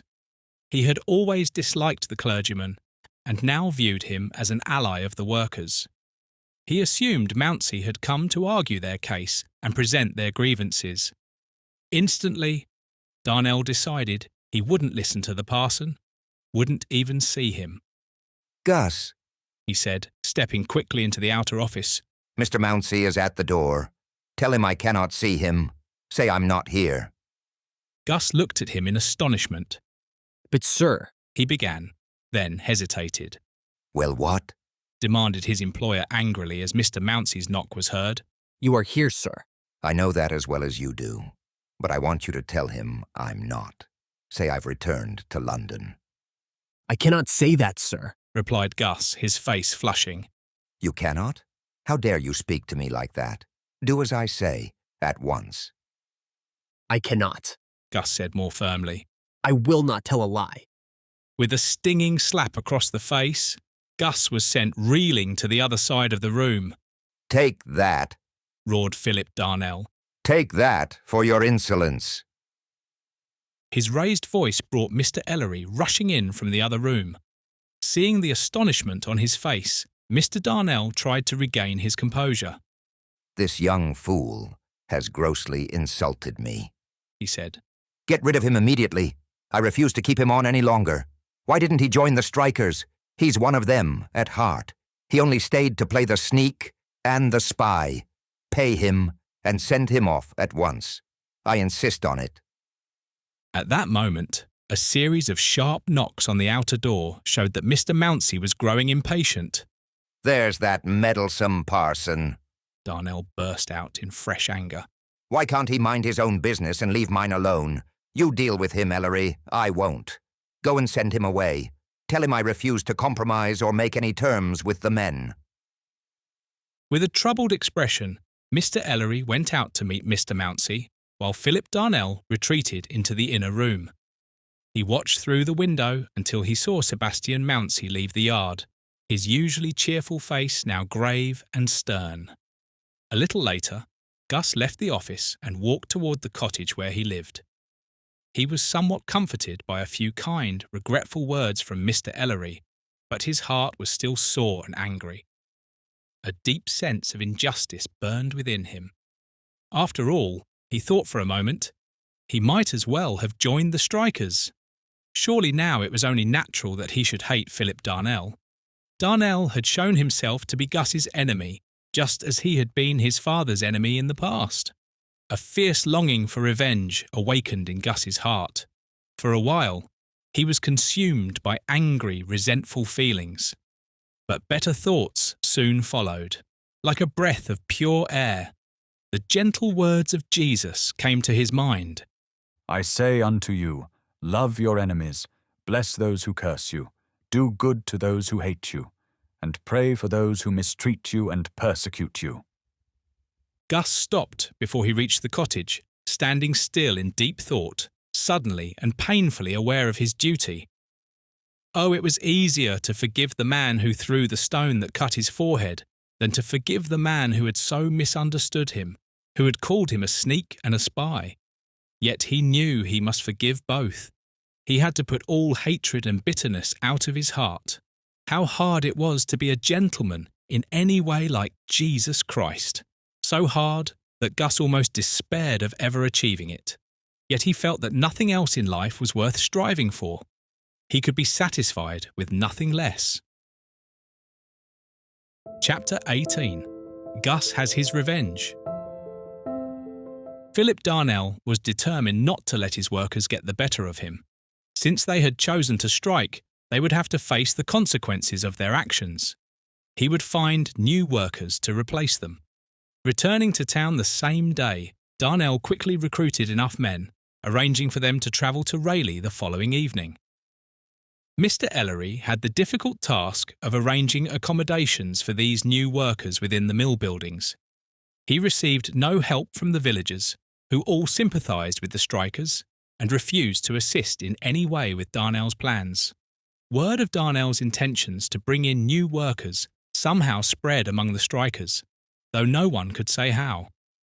The arrival of large supplies from London likely tipped them off, and the strikers, eager to protect their jobs, prepared for action. Despite all the precautions Mr. Ellery took, he couldn't prevent the new workers from receiving a hostile welcome. The strikers gathered and mobbed them as they left the station. Bricks were thrown, and one man was seriously injured. The darkness of the night favoured the attackers, and the local police were overwhelmed. Many of the new workers were either persuaded or frightened into turning back before they even reached the mill gates. In the end, Mr. Ellery managed to get only a little more than half of the new recruits inside the mill, and those who did make it were demoralised and shaken. Even though the situation was far from ideal, Philip Darnell refused to back down. He brought in more men from London and set up residents at the mill house to oversee operations directly and support Mr. Ellery. Weeks passed, and while the mill continued to operate, it did so with great difficulty due to the inexperience of the new workers. Meanwhile, the strikers and their families suffered greatly. Children fell ill and died, and their deaths were blamed on Philip Darnell. When a spell of severe weather hit, with no end to the strike in sight, the villagers' resentment toward Darnell reached a boiling point. One day, a crowd paraded a lifelike dummy of him through the village, jeering as they went, before burning it on the common behind the colonel's house. Sebastian Mounsey began to fear that the mill owner might become the target of physical violence. The clergyman did what he could to help the struggling families, but he had little power to change the situation, as Mr. Darnell refused to listen to any mediator. Gus, meanwhile, was not idle. Since his dismissal from the mill, he had found plenty of work to keep himself occupied. The colonel's house was now empty, and there was much to do in the garden. But Gus also sought out other tasks. He visited the cottages, always receiving a warm welcome. Since the villagers learned that he too had suffered from Darnell's tyranny and injustice, their old friendliness toward him returned. Whenever there was an overworked mother who needed help, a sick child to be entertained, or any job that required his strength and skill, Gus was there to lend a hand. He was never happier than when he was helping others. As Christmas approached, it promised to be the gloomiest one the villagers of Rayleigh had ever known. It was the night of the 20th, a night long remembered in Rayleigh. Gus was sleeping in the small room he had to himself beneath the thatched roof of the cottage. He was never a heavy sleeper, and early in the morning The mournful howling of a dog woke him. The sound seemed to come from the direction of the mill. Sitting up in bed to listen, Gus was startled to see a red glow in the sky. Was it the first light of dawn? Gus hurried to the small window beneath the eaves and looked out. The glow came from behind the mill, and against the copper-coloured sky, he saw a thick column of smoke rising. As he stared in confusion, trying to comprehend what he was seeing, a flame suddenly shot through the smoke. Gus sprang away from the window and rushed to the top of the stairs, shouting, "Fire! Fire!" He hastily threw on his clothes and was outside before anyone else, racing to alert those who were still sleeping at the mill. As he ran, it became clear where the fire was. It wasn't the mill itself, but the mill house that was ablaze. The men were quickly roused, but chaos reigned for a time. Although there was a fire engine at the mill, the new workers didn't know how to operate it, and the regular firemen were among the strikers. Even in this dire situation, they held back, still bitter about their grievances. "Let him burn," Gus overheard one man say. "He's tried to starve us. He wouldn't care if we and our children died. Let him burn, I say."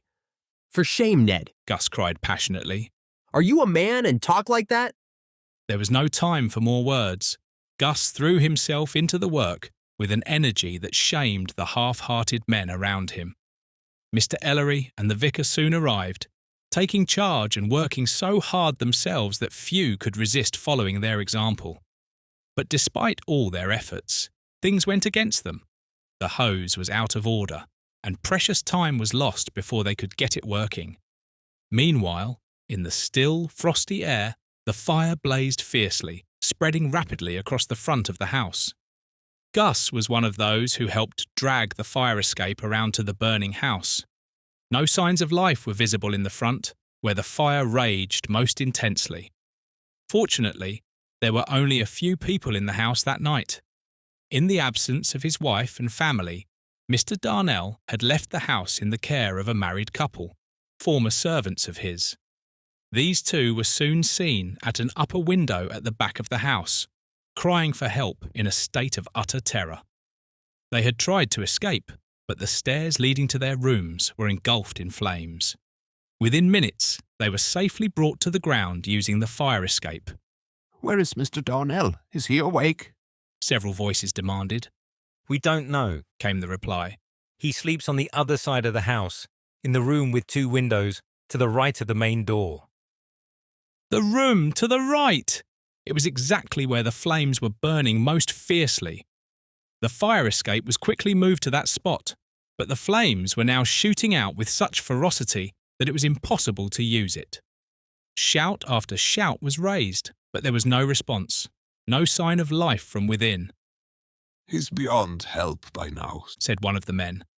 A momentary hush fell over the crowd, even among those who had earlier cried, "Serve him right." "There must be some way to reach him. Something can surely be done," cried Sebastian Mountsie, horrified at the thought of Philip Darnell being left to perish. But the lower rooms and staircase were consumed by flames. Any attempt to enter would be suicidal. The men were not inclined to risk their lives for the man they despised. All they would do was continue applying water with the hose, hoping to slow the fire's advance. While the others hesitated, one person, who had as much reason as any to see Philip Darnell as an enemy, resolved to risk everything rather than let him die without trying to save him. A sudden shout went up, and Mr. Mountsie looked up to see Gus ascending the fire escape where the flames hadn't yet reached. He was inching along a narrow stone ledge toward a window next to Mr. Darnell's bedroom. The ledge was so narrow that the attempt was perilous.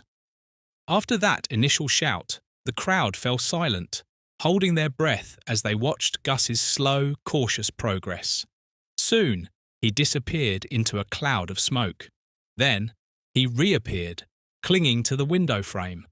They saw him break the pane with his elbow. The heat had weakened the glass, and it fell away easily. Smoke billowed out of the opening, and as Gus crawled inside, he vanished from sight. The men below erupted into a cheer, but Sebastian Mountsie couldn't join in. His vision blurred with tears and a sickening dread gripped his heart. Mr. Ellery murmured, "A hero, if ever there was one, but he won't come out alive." Gus had entered the dressing room connected to Mr. Darnell's bedroom. The rush of smoke nearly overwhelmed him, but he pulled his woolen muffler tightly over his mouth and pressed on into the next room. The air was thick with smoke, and the floor was already hot beneath his feet. Gus stumbled across the room until he found the bed and the form lying in a stupor upon it.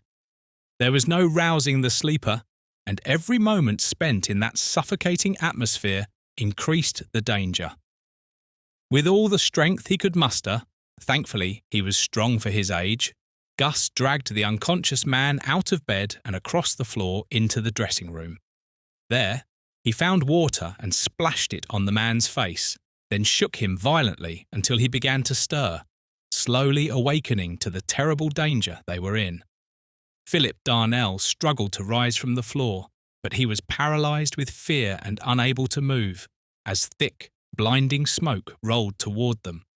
Flames were already licking at the window through which Gus had entered, making it impossible to escape that way. "Cover your face with this," Gus shouted, grabbing a towel from the washstand and pressing it into Darnell's hands. "Come with me." Gripping Darnell's wrist, Gus pulled him into the passage. Fresh clouds of smoke surged toward them and flames leaped up from the burning staircase. Darnell shrank back in terror, but Gus, driven by desperation, dragged him through the thick smoke down the passage and into a back bedroom where the air was somewhat clearer. Gus headed straight for the window, threw it open and climbed onto the sill. With Gus's help, Darnell managed to climb up beside him, clinging to the window frame, though he was trembling so violently that it seemed he might lose his grip at any moment. They tried to call for help, but their voices were choked by the smoke, and only faint sounds escaped their lips. The fire was further away from them now, but the smoke was still a grave threat, suffocating, choking and growing thicker. How long could they hold on before it overwhelmed them? Would the smoke hide them from those below? "Is there any hope?" Darnell asked weakly. "Yes, there is hope," Gus replied. "I hear shouting. I think the people can see us. Hold on with everything you've got." "I can't hold on much longer," Darnell murmured. Then, as a thought struck him, he tried to peer through the smoke at the boy standing beside him. "I don't know you," he said. "Who are you?" In moments of extreme danger, the past can flood back with startling clarity. In that instant, all that Gus's father had told him about his past and the wrongs inflicted by Philip Darnell came rushing into his mind. He remembered how his father had said he was born a gentleman, and the name that was rightfully his, long forgotten, now stood out clearly in his memory, as if written in the smoky air in letters of fire. There was barely a pause before Gus calmly replied, "I'm Augustus Devereux Carruthers." Darnell heard the name and jerked violently, nearly losing his balance. He would have fallen if not for Gus's quick reflexes. Gus tightened his grip on Darnell and didn't let go. The shouting from below grew louder. The people had seen them. The fire escape was being brought over. The rescuers worked quickly, but the waiting was agonizing for the two perched on the windowsill. Gus dared not look down. His head was spinning. His limbs were going numb. His hands still gripped both Darnell and the window frame, but he felt his strength slipping away as if his hands were no longer his own. Finally, there was a triumphant shout. The fire escape was in position, and someone was climbing it rapidly. Just as Sebastian Mounsey reached Darnell and grabbed his arm, Gus, on the other side, lost his grip, staggered, and fell to the ground below. Chapter 19. A Revelation. When they lifted Gus from the ground, they discovered he had broken his thigh and feared he might have sustained even more serious injuries. Mr. Mounsey, deeply concerned, helped carry him to the vicarage, which was closer than his cottage, and the village surgeon was soon in attendance. Philip Darnell was also brought to the vicarage and provided with everything he needed. though shaken by the sudden shock and his narrow escape, he was otherwise unharmed. Meanwhile, the single small fire engine available was powerless against the raging fire. After some time, 2 fire engines arrived from neighbouring districts, but by then, the fire had gained such a strong hold that it was impossible to save any part of the house. The fire blazed until midday, and even by evening, the ruins were still smouldering. The next day, only the outer shell of the mill house remained. The fire that destroyed the mill house became an unforgettable event in the history of Rayleigh. A thorough investigation was conducted, but the origin of the fire could not be determined. No one seemed to know anything about it until Gus raised the alarm. However, Philip Darnell was convinced it was the work of an arsonist, and though Sebastian Mountsie wanted to believe otherwise, he couldn't dismiss the possibility. He had overheard many muttered threats of revenge. It seemed plausible that some of the most desperate strikers, frustrated by their inability to achieve their goals through open actions, might have resorted to this method to strike at their oppressor. Despite detectives arriving from London to investigate, no evidence surfaced that could lead to the arrest of any culprit. The affair remained a mystery. In the days that followed, Gus became Sebastian Mountsie's primary concern. The boy's injuries were so severe that, at first, his recovery seemed almost impossible. While Gus lay unconscious, Mr. Mountsie stayed by his bedside, sharing the nurse's watch with the devotion of a father. The entire village shared his anxiety, with people in nearly every home hoping and praying for Gus's recovery. Perhaps no one hoped for Gus's recovery more than Philip Darnell.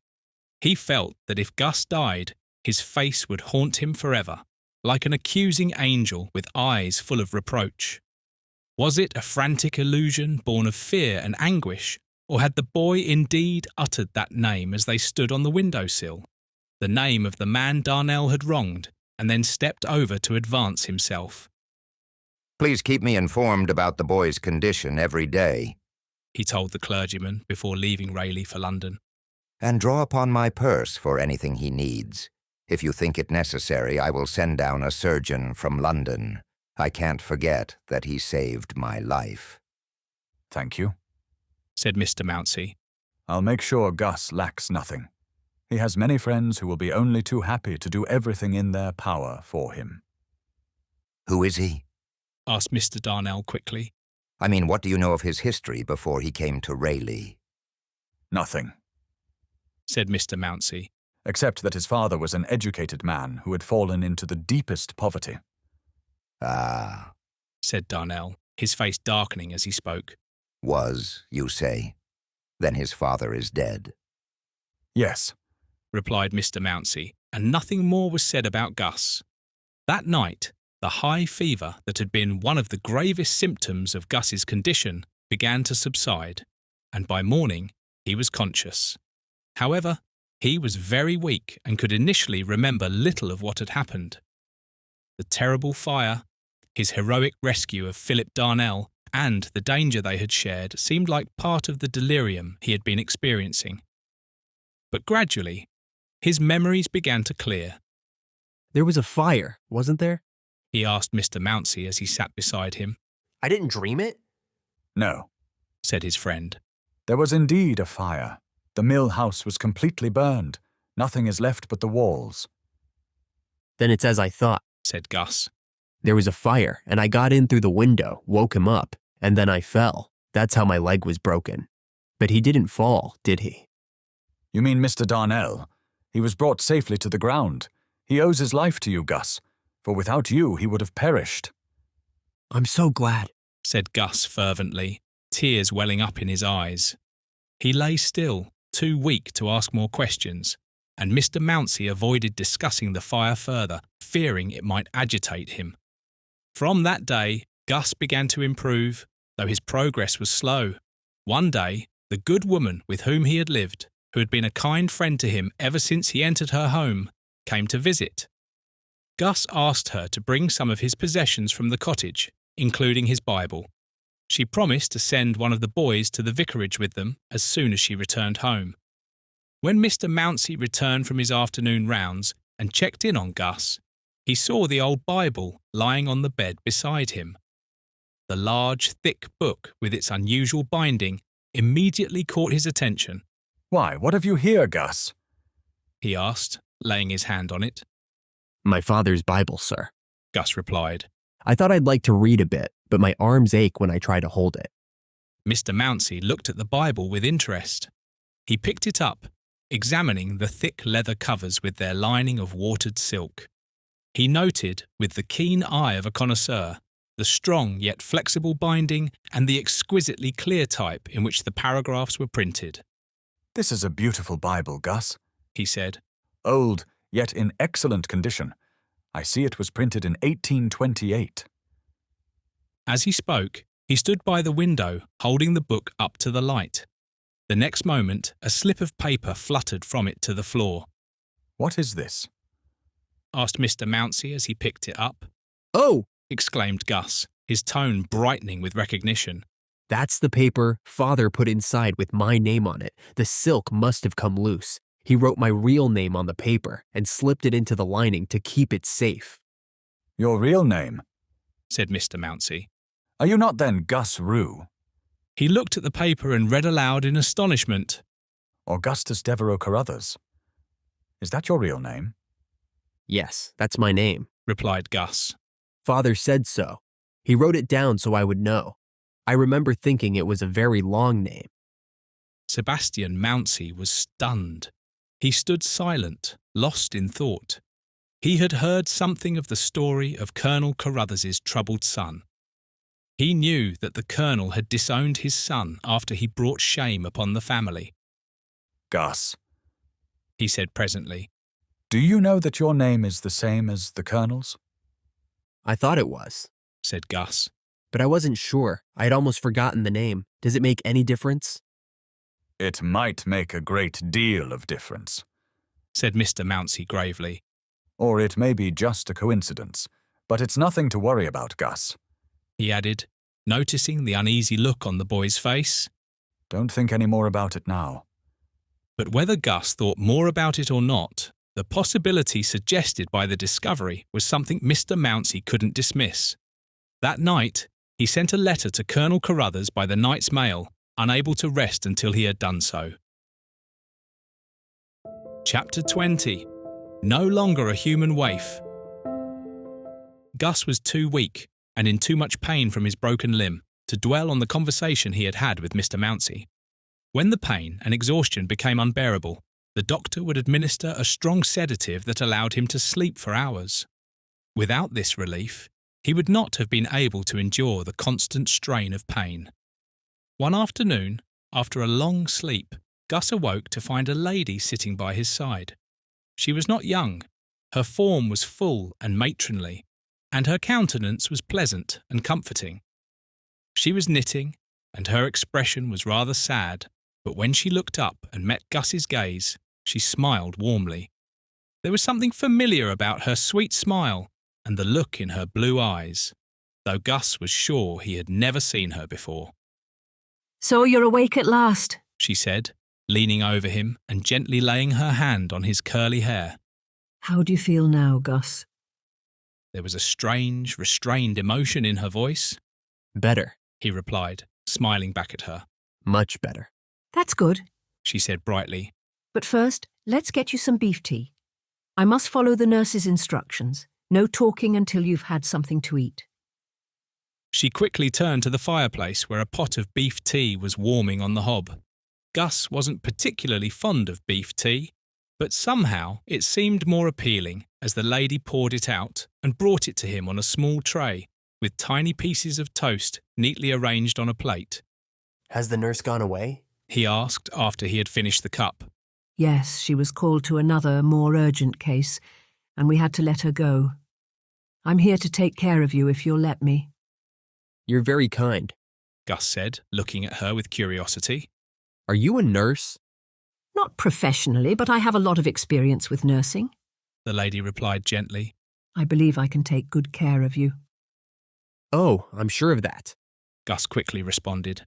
"But could you tell me your name, please?" "My name is Durrant. she replied. I'm Edith's mother. Miss Edith's mother? Gus exclaimed, clearly pleased. Ah, yes, I remember hearing that you had come home from India. That was some time ago, said Mrs. Durrant. Gus, would you be very surprised if I told you that I'm not only Edith's mother, but also your aunt? My aunt? Gus repeated, astonished. But how can that be? I don't have an aunt. You didn't know you had one? Mrs. Durrant said, trying to smile, though tears welled up in her eyes.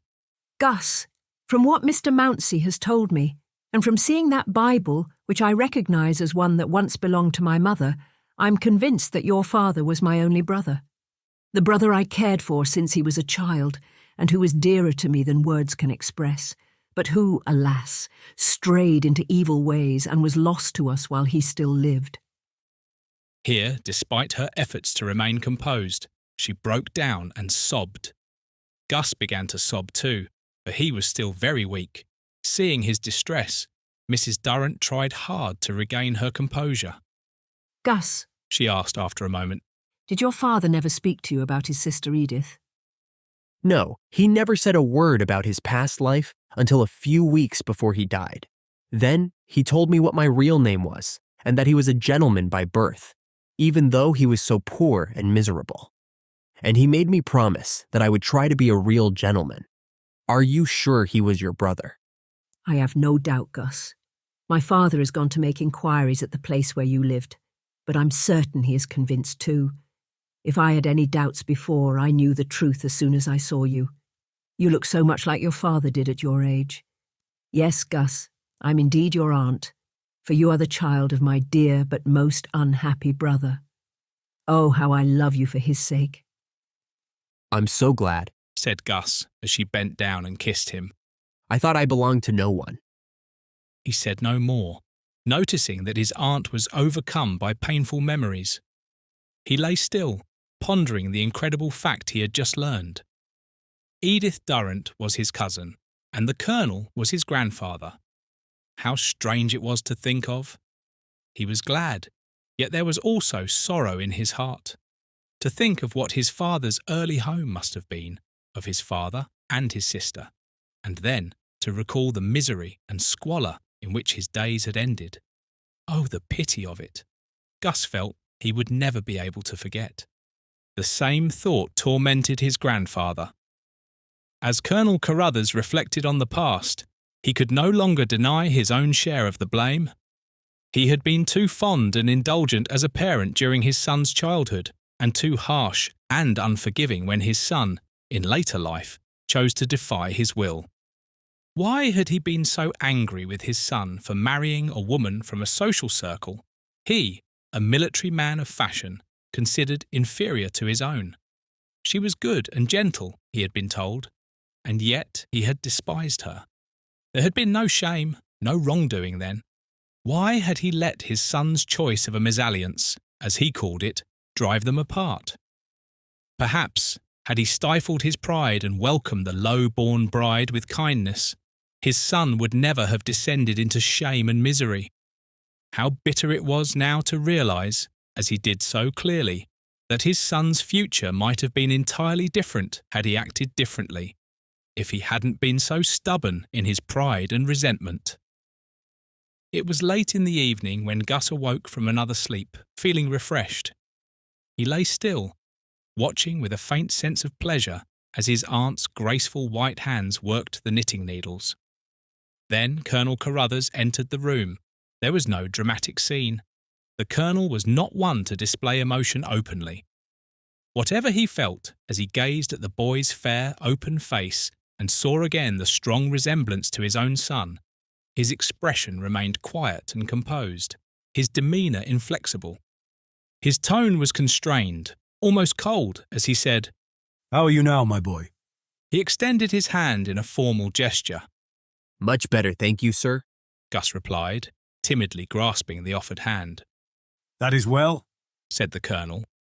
Then, noticing the eager, wistful look in Gus's eyes, he turned to his daughter and asked, "Have you told him, Edith?" "Yes, father," she replied. The Colonel made no further comment. He seated himself where Gus could only see his profile and stared into the fire. Sensing that they might get on better alone, Mrs. Durrant quietly left the room. But still, the Colonel sat silently, gazing into the fire, and Gus, as he watched him, grew increasingly anxious for him to speak. Finally, when Gus felt his patience was at its breaking point, the Colonel broke the silence. "Gus," he said, "they tell me you saved the life of Philip Darnell." Gus remained silent, sensing that more was to come. "It's a strange thing," the Colonel continued after a pause, his voice low and bitter.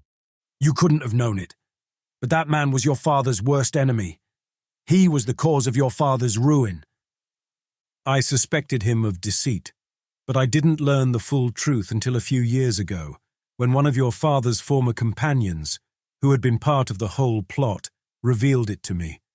He was dying when he confessed how Darnell had lured my son into a crime and then was the first to betray him. He told me everything. I could confront Darnell with it, but what good would that do? He's done nothing the law can punish, and it's too late for your father. Oh, if only it were possible to undo the mistakes of the past." There was a deep pain in the Colonel's voice. He fell silent for a moment, and when he spoke again his tone was colder, quieter. "It's useless to talk about the past," he said. "But Gus, if you had known what I know about that man, you wouldn't have been so eager to save him." "But I did know," Gus replied softly. "My father told me." "What?" the Colonel exclaimed, turning quickly to look at him. "What did your father tell you?" "We saw Mr. Darnell once," Gus explained. "He was driving in a carriage, and my father pointed him out to me, saying he was our worst enemy. He told me to remember that and to have my revenge on him if I ever had the chance. I've never forgotten what he said. It was only the day before he died." "You knew that? He told you that?" the Colonel repeated, astonished. "And yet you risked your life to save that man. How could you?" "I wanted to save him all the more because of that," Gus said, speaking with difficulty. "Don't you see? It was my revenge." For a few moments the Colonel was too stunned to respond. He stared at Gus in amazement. Then his eyes dropped, his head bowed, and he sat silently, pondering the boy's words. "Gus," he said at last, his voice low and unsteady, "you are a gentleman." Gus's face lit up with pleasure, but he remained silent. There was a long pause. The Colonel leaned forward, still gazing into the fire. Then he spoke again. "Gus," he said slowly, "you are more than a gentleman. You are a true Christian." And with that, he rose and quickly left the room. Chapter 21. Deeds and Their Fruit.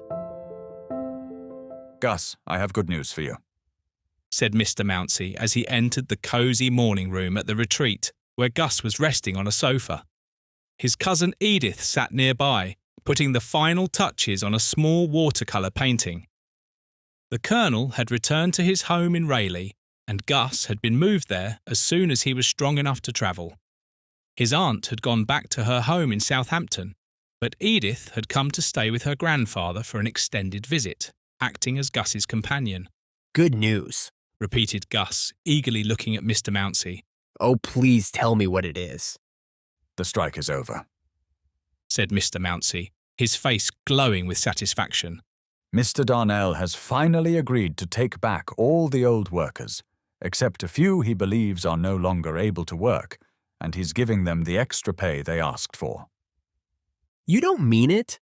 Gus exclaimed, delighted. "It hardly seems possible. I never thought Mr. Darnell would give in." "To be honest, Gus, I think your influence had something to do with it." "Mine?" said Gus. "How could that be? I never said a word to Mr. Darnell about the strike." "Ah, but he knows where your sympathies lie. Once, when he spoke to me about how you saved his life and said he wished he could do something for you, I hinted that helping those poor, starving families in the cottages would please you more than anything. I didn't expect my words to have any effect, but it seems they did." "I'm so glad," said Gus earnestly. "Oh, Mr. Mountsie, this really is good news." For a few moments, Mr. Mountsie didn't reply. He was reflecting on how a noble deed like the one Gus had done could enrich life, and how its positive influence could spread far and wide. "Do you remember old Mike Newman?" he said after a while. I'm afraid he'll never work again. He's very ill with rheumatic fever. He really wants to see you, Gus. Do you think you can manage it? There's something bothering the poor old man, and maybe he'll tell you what it is. I haven't been able to get him to open up.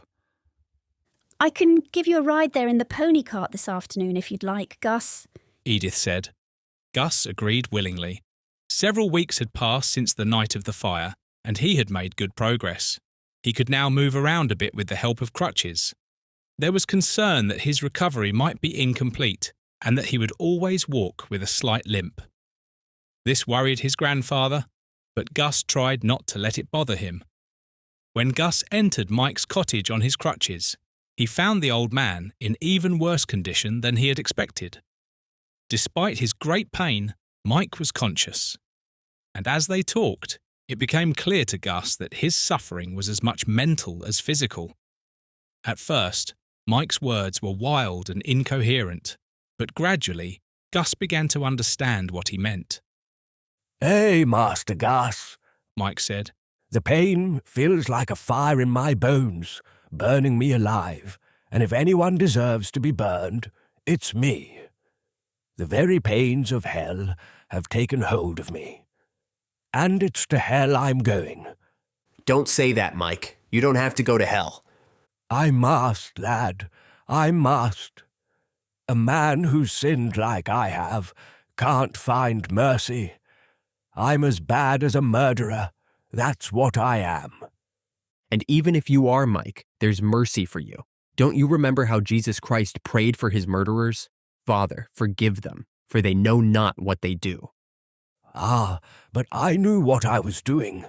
I knew it was a crime that could get me hanged, but I didn't care. If only I had seen where it would lead. I never imagined you'd be the one to suffer. Seeing you come limping in so mild and patient is almost more than I can bear, and yet it would have been worse if he had died. You've saved me from the guilt of blood. Mike, what do you mean? What are you talking about? Can't you guess, Gus? Are you talking about the fire, Mike? Do you know more about it than I do? I know more than anyone else, lad. Oh, if I only dared to tell you, maybe you wouldn't be as hard on me as others. But this fire in my bones, I won't rest in my grave if I don't confess the truth. If there's something on your conscience, Mike, you should confess it to God, not me. I can't, groaned the old man. Besides, God already knows. Isn't he punishing me for it now? Mike, said Gus gravely. Do you know how the fire started? Do I know? Muttered Mike. Who should know if I don't? Then, suddenly turning his eyes on Gus, he asked in a shrill, sharp voice, Lad, do you think that fire started on its own? Mike, exclaimed Gus, his voice filled with shock. You don't mean to say that someone set the fire on purpose? Ah, yes, Mike replied in broken, trembling tones. There was someone wicked enough to do it, and that someone was me, Mike Newman. You're horrified, Gus, but it drove me mad to feel crushed and trampled on by a man no better than me, just because he was rich and I was poor. The strike brought more trouble into my home than to any other in the village. My daughter, poor soul, struggled valiantly to get by when her husband's wages had ceased. How she managed, I can't say. She became nothing but skin and bone, often going without food for the sake of her children. But then they fell ill, and Willie, you remember our brave, cheerful little Willie, was the first to go.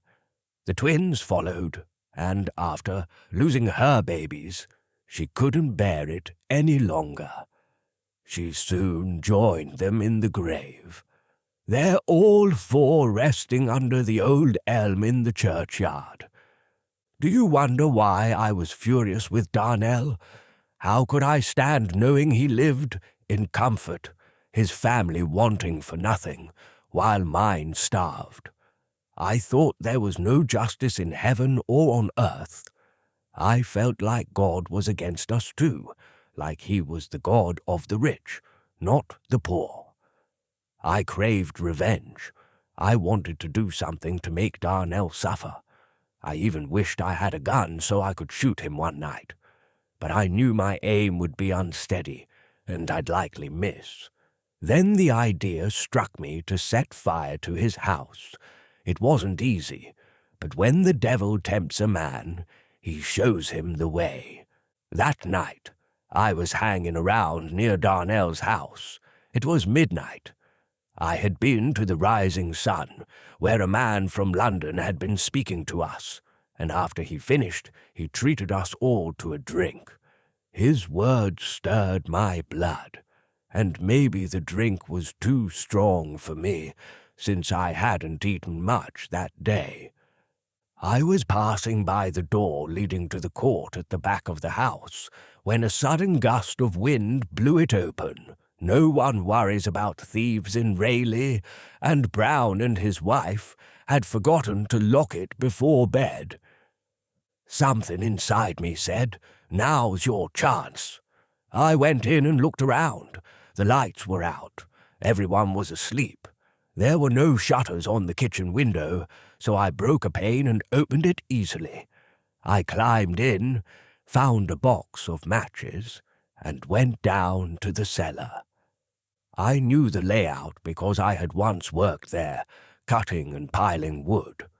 There was wood stored there, and on the other side of the cellar was a barrel of paraffin oil. I carried the wood over, an armful at a time, and piled it around the barrel. I found some straw and added that. Then I set it all on fire. I waited just long enough to see that it would burn, then hurried away. No one saw me, and the fire destroyed all traces of my entry. I went home and went to bed, but I couldn't fall asleep. By morning, my joints were hurting so badly that I couldn't move. It felt like my whole body was stuck in a painful grip, and that pain has been with me ever since. Oh, Mike, how could you do such a thing? Cried Gus, horrified. How did you feel when you knew the house was burning and nothing could stop the flames? Feel? That night, I felt like a villain. I laughed to myself, thinking how clever I'd been. I even hoped Darnell would burn. But afterward, oh lad, afterward, it felt like there was a fire burning inside me. I knew I had done the devil's work. And when I heard how you risked your life to save Darnell, you, whom he had mistreated, just like he did me and mine. Oh, Gus, I felt terrible then. Your actions showed me how wicked mine were. I was thankful Darnell was saved, but I knew I was as guilty as a murderer. Thank God I got to him in time, cried Gus, deeply moved. Oh, Mike, I might have done what you did, for I once felt very bitter towards him too, but I remembered. I had learned the best way to get revenge. What is that? Asked Mike. If your enemy is hungry, feed him. If he is thirsty, give him something to drink. For in doing so, you will heap burning coals on his head. Gus recited. I've heard those words before. They're from the Bible, aren't they? Said Mike. I used to study the Bible when I was a boy, but I would never have thought of acting that way. And who does? Even those who claim to be religious, do they follow the Bible's teachings? Look at Darnell now. Doesn't he go to church? Just because others fail to do what they should doesn't mean we shouldn't try to obey the Bible, said Gus. Perhaps not, said Mike. But it's hard to expect us poor folks to behave better than those who have everything they want. But the Bible is true. I know that. It says, the wicked shall be turned into hell, and that's where I'm going. I'll be tormented in flames, longing for a drop of water to cool my tongue. Where the worm never dies, and the fire is not quenched. Those are my Bible words for you. And these are also Bible words, said Gus, quoting. If we confess our sins, he is faithful and just to forgive us our sins and to cleanse us from all unrighteousness. So you see, Mike, God will forgive your sin if you ask him." The old man shook his head sadly. "No, lad, it's too late for that. There's no hope for me. I am a murderer, and my place is in the lake that burns with fire and brimstone." "But there is hope," Gus said earnestly. "Jesus will receive sinners. Oh, Mike, if you won't listen to me, will you at least tell Mr. Mounsey everything?" "No, lad, I can only tell you. I promised myself I would tell you if you came, but no one else." "Then will you let me tell Mr. Mounsey what you've told me?" asked Gus. After much persuasion, Mike agreed. Gus wasted no time in finding Sebastian Mounsey and repeating the sad story he had just heard. He never saw Mike again. The following evening, Mr. Mounsey came to tell Gus that the poor old man had died. Gus was shocked. He hadn't realised the end was so near. "I had hoped he would live longer," Mr. Mounsey said quietly. "He was deeply burdened over his sin. I believe he desired to make things right, even to seek forgiveness from Mr. Darnell, if the opportunity had remained. But now the time has passed. It falls to me to speak honestly about what happened. Did he die in peace? Did he trust in the finished work of Christ? I cannot say with certainty. There is a sorrow in not knowing. Death, when it comes without assurance of salvation, weighs heavily. As far as his life, who can judge him harshly? I realize how much the actions of others contributed to the bitterness that drove him to such a desperate act. Yet here he was no longer blaming them, but owning his own sin." Mr. Mounsey paused, reflecting. "The tragedy is that many spend their whole lives blaming their upbringing or environment, as if that were enough to excuse rebellion against God. But Scripture does not allow for such evasion. Adam blamed Eve, Eve blamed the serpent, yet God held each accountable. So, yes. What can I or do I make of his death? At least I know that in the end he began to see the truth, that it was his own sin, not merely the sins of others, that stood between him and God. That's where repentance begins, not with pointing outward, but with bowing low and confessing. As David said, "Against you, you only, have I sinned and done what is evil in your sight." The weight of these things settled heavily on Gus, and not only on him, but on many in Rayleigh, who could not so easily forget a death that came so near to the truth and yet left so many questions behind. But as spring arrived, with flowers blooming in the hedgerows and warm breezes blowing over the fields, the harsh winter, with its gloom and misery, faded from the minds of the younger people like a bad dream. The mill was busy again, and the workers were beginning to regain some prosperity. Their homes once more looked comfortable, and their faces showed signs of health and cheerfulness. However, the mill house remained a grim, desolate ruin, and it was believed that Philip Darnell would never rebuild it. He rarely visited Rayleigh any more and left the management of the mill almost entirely to Mr. Ellery. No one regretted his absence. Darnell had once had the chance to win the love and respect of his workers, but he had let that chance slip away. No concession he might now offer could change how they felt about him. The Colonel began talking about returning to London for the season. Gus was strong again, except for the limp that would never fully heal. One day, his grandfather spoke to him about the plans he had made for Gus's future. "I've arranged for a tutor for you, Gus. I hope you'll work hard with him until you're ready to study alongside other young men your age. I know you have good abilities, and thanks to Mr. Mounsey's kindness, you've already received a much better education than could have been expected given the circumstances. Still, there are certain things you need to learn to be prepared for the position of a gentleman. Of course, I intend for you to go to Oxford when you're old enough. I would have liked you to follow in my footsteps, I believe you have the makings of a soldier in you, but that unfortunate weakness. I could never be a soldier, Gus blurted out. And why not? The colonel asked, looking at him sternly. I could never bear to kill others, Gus replied, shivering. I'd rather do work that saves lives, not destroys them. That's not the right way to look at it, the colonel said proudly. A true soldier saves lives when he fights for his country and his queen.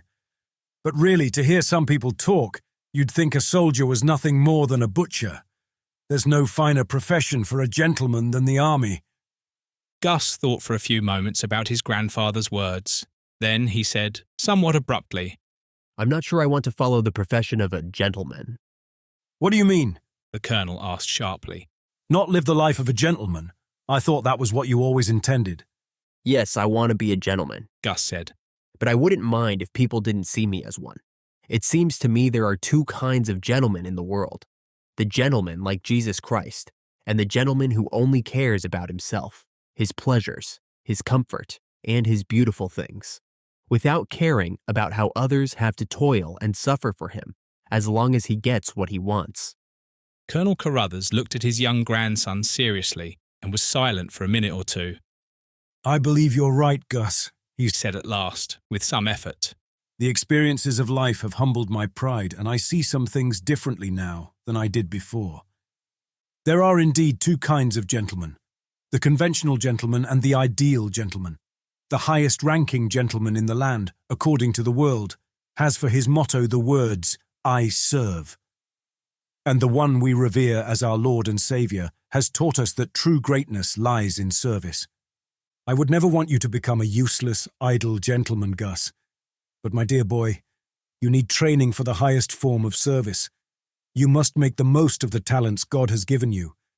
Since you have the ability, it's right that you strive to achieve the best education possible so that you can serve others in the best way you can. I'll do whatever you wish, sir, Gus replied, recognizing the truth in his grandfather's words. I'm sure Father would have wanted me to learn all that I can. He spoke impulsively, but when he saw the shadow that crossed his grandfather's face, he wished he could take back his words. Chapter 22. Conclusion. 10 years have passed, and time has left its mark. Colonel Carruthers' once tall and lean figure is now less upright. His sight is not as sharp, and his memory has become less reliable. He can no longer deny that he is an old man. He is grateful to lean on the strong arm of his grandson when they walk together and depends on him in many ways. Miss Durrant continues to be the Colonel's housekeeper, still prone to nervous terrors despite considering herself one of the most strong-minded women. The Colonel's daughter and her younger children often visit, and they are very fond of their cousin Gus, who is frequently at the house. Their mother could hardly love him more if he were her own son. Edith's visits to her grandfather's home are less frequent and shorter than before. Several years ago, she made a home of her own at the old vicarage in Rayleigh. At one time, Colonel Carruthers would hardly have considered Sebastian Mountsie a suitable match for his beloved granddaughter.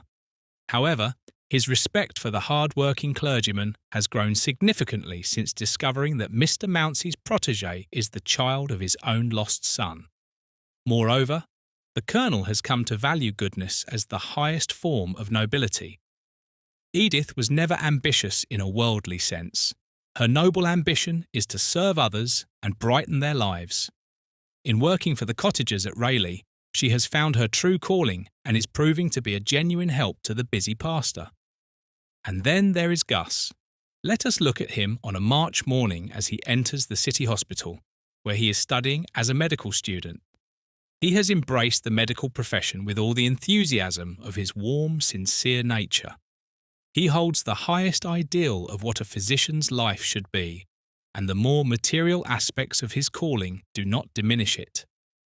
To him, the profession presents the grandest opportunity to follow in the steps of Christ and to embody the spirit of that first true gentleman that ever breathed, in both small and great ways. He has applied himself with such dedication to his studies that he is already regarded as someone likely to achieve a high position in his profession. No day, Scarcely an hour of the past 10 years has passed without yielding him some lasting gain. He is a man now. His brow bears the lines that show he has done much hard thinking. His expression is serious and earnest, but he still retains some of his boyish grace. His blue eyes have the same frank, kind look, and when he smiles, as one of his comrades playfully addresses him, it is with the same bright, charming smile of his youth. As Gus enters the women's medical ward, his eyes quickly notice a new patient. A young woman with a pale, worn and patient face lies in a bed to his left. She looks very ill, but it is not just her suffering appearance that makes him stop suddenly before her. There is something familiar about that patient face and those sad, grey eyes. Lucy! He exclaims in astonishment. Lucy! That is my name, She replies with a startled look. but I do not know. Lucy Lucas, He says. Lucy Lucas, who used to live at Lavender Terrace. A hot, painful flush colours the young woman's face. Yes, She replies. I was called by that name once, but it was long ago. I cannot understand how you would know about me. Have you forgotten Gus?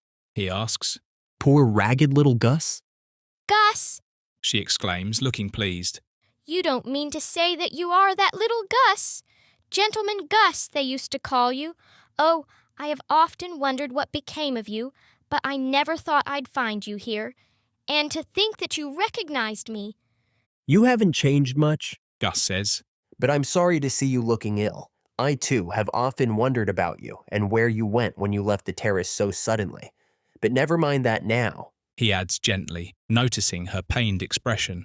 You can tell me about that later. I'll tell you my story first. And, setting aside the work of the day, he sits down beside her and tells her the history of his life since they parted. She listens closely, but soon he has to hurry away with a promise to see her again in the evening. It is growing dusk when Gus finally has time to sit and talk with Lucy again. During the day, he had found a moment to inquire about her condition with the house surgeon. He learned that she was very ill. The long-standing hip disease had worsened, with severe abscesses draining her strength, a decline likely worsened by poor living conditions and the strain of sedentary work. Upon hearing this, Gus resolved that Lucy would no longer have to endure such hardships. He was relieved when the surgeon mentioned that, despite her condition, he did not consider the case hopeless. Lucy, says Gus gently as he sits beside her, will you tell me about your life since I last saw you? You can speak freely to me. Where is your father? Lucy's face flushes with shame. For a few moments she struggles to speak. Then, with great effort, she whispers, In prison, Gus. Gus' face reflects her sorrow. Oh, I'm so sorry, Lucy, he says. And yet, perhaps. It is for the best, she murmurs. Living as we did before was terrible. Do you remember the big burglary at Harrow 2 years ago when the burglars were caught? Of course, I remember, says Gus. There were 3 men, but their names? Oh, my father never kept the same name for long. Our real name is Smith. My father and Jack were both involved in the robbery, but only Jack was sentenced to 7 years. My father shot a man during the struggle. He didn't kill him, thankfully, but it made his guilt worse, and he was sentenced to 14 years. And you've been alone ever since? Yes, I've been trying to earn money by needlework, but it's been so hard. The shops pay so little for it. My poor Lucy, says Gus with a sad smile. I can see you've had a hard struggle, but you won't go back to that life. We'll do all we can for you here. You must focus on getting well, and when you're strong enough, I'll send you to a lovely country place where my cousin will take good care of you and find plenty of work for your skilled needle. Don't cry. I believe brighter days are ahead. You're very kind, Gus. You always were kind. Lucy replies, her voice choked by tears. I shouldn't wish to get well. I still long for rest, but I've learned that our lives are in the hands of one who loves us and knows better than we do what is good for us. While there's a chance I can help my father, I don't want to die. I pray for him every day, and I trust he may yet be saved from sin. God grant it, says Gus earnestly. Never give up hope in prayer, Lucy. There is no sinner whom Jesus Christ cannot save. I have learned that. Leaving the hospital, Gus heads toward a house on a quiet nearby street where he stays from Monday to Saturday. His grandfather's home in Norwood is too far for a daily commute. This house is neat and respectable, with a clean doorstep and window curtains as white as the London smoke allows. As Gus stands on the step, searching for his latchkey, the door opens from within. A stout, comely, middle-aged woman appears, accompanied by a tall, gaunt, anxious-looking woman. Do you recognise an old acquaintance? Dressed in a tidy black dress and white apron, with her abundant tresses smoothly brushed and braided, and wearing a more subdued expression than in the old days, Sally Dent is almost unrecognisable, and the big, awkward-looking lad of about 14 visible at the end of the passage was once the unwieldy baby Gus used to carry around with such goodwill. Sally's eyes brighten as she sees Gus, and she exclaims, "Oh, Mr. Carruthers, I'm glad you're home. This is Mrs. Min, who used to live in Lavender Terrace. Maybe you remember her. She's in great trouble about her daughter, who's very ill. She wants to get her into the hospital. I told her I knew you'd be willing to help." Gus does remember Mrs. Min. He shakes her hand kindly and asks many questions about her husband and family. He takes her into his room, listens to her concerns about her daughter's illness, clearly explains the steps to secure hospital admission, and promises to help as much as he can. When Mrs. Min finally leaves, cheered by his kindness, she pauses at the door to say confidentially to Sally Dent, "He's a good man. He's not ashamed to remember that he was once as poor as any of us. There aren't many like him." "No, indeed," responds Sally, a lump forming in her throat, preventing her from saying more.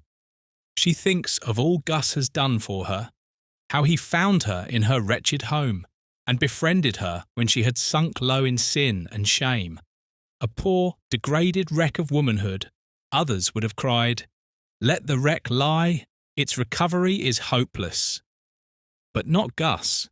He cared for her soul and longed to see her truly changed by the power of Christ. She had tried to escape the grip of drunkenness by her own strength and failed again and again. Though she begged him to leave her alone, he would not stop praying for her or pointing her to the only one who could make her new.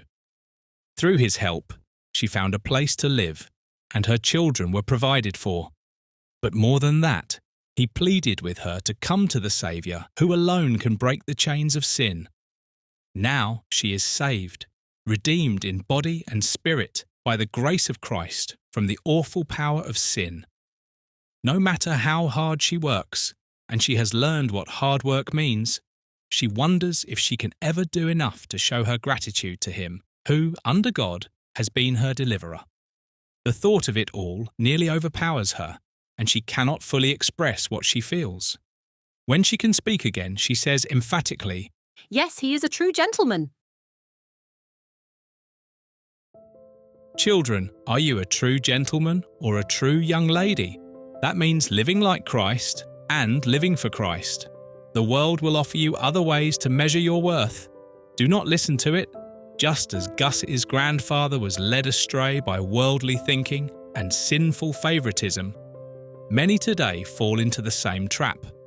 We must be free from living to please people. Live to please God alone. Oh dear children, Gus knew what his enemy had done to him, yet he still went in, even willing to die for him, because God's word had convicted his conscience that he must love his enemies.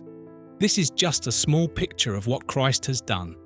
In that moment, Gus was showing Christ's love, because only Jesus can lead someone to treat an enemy that way. Paul says in Romans chapter 5, "At just the right time, while we were still helpless, Christ died for the ungodly." It's rare for someone to die for a righteous person. though someone might possibly die for a good person. But God shows his love for us in this: while we were still sinners, Christ died for us.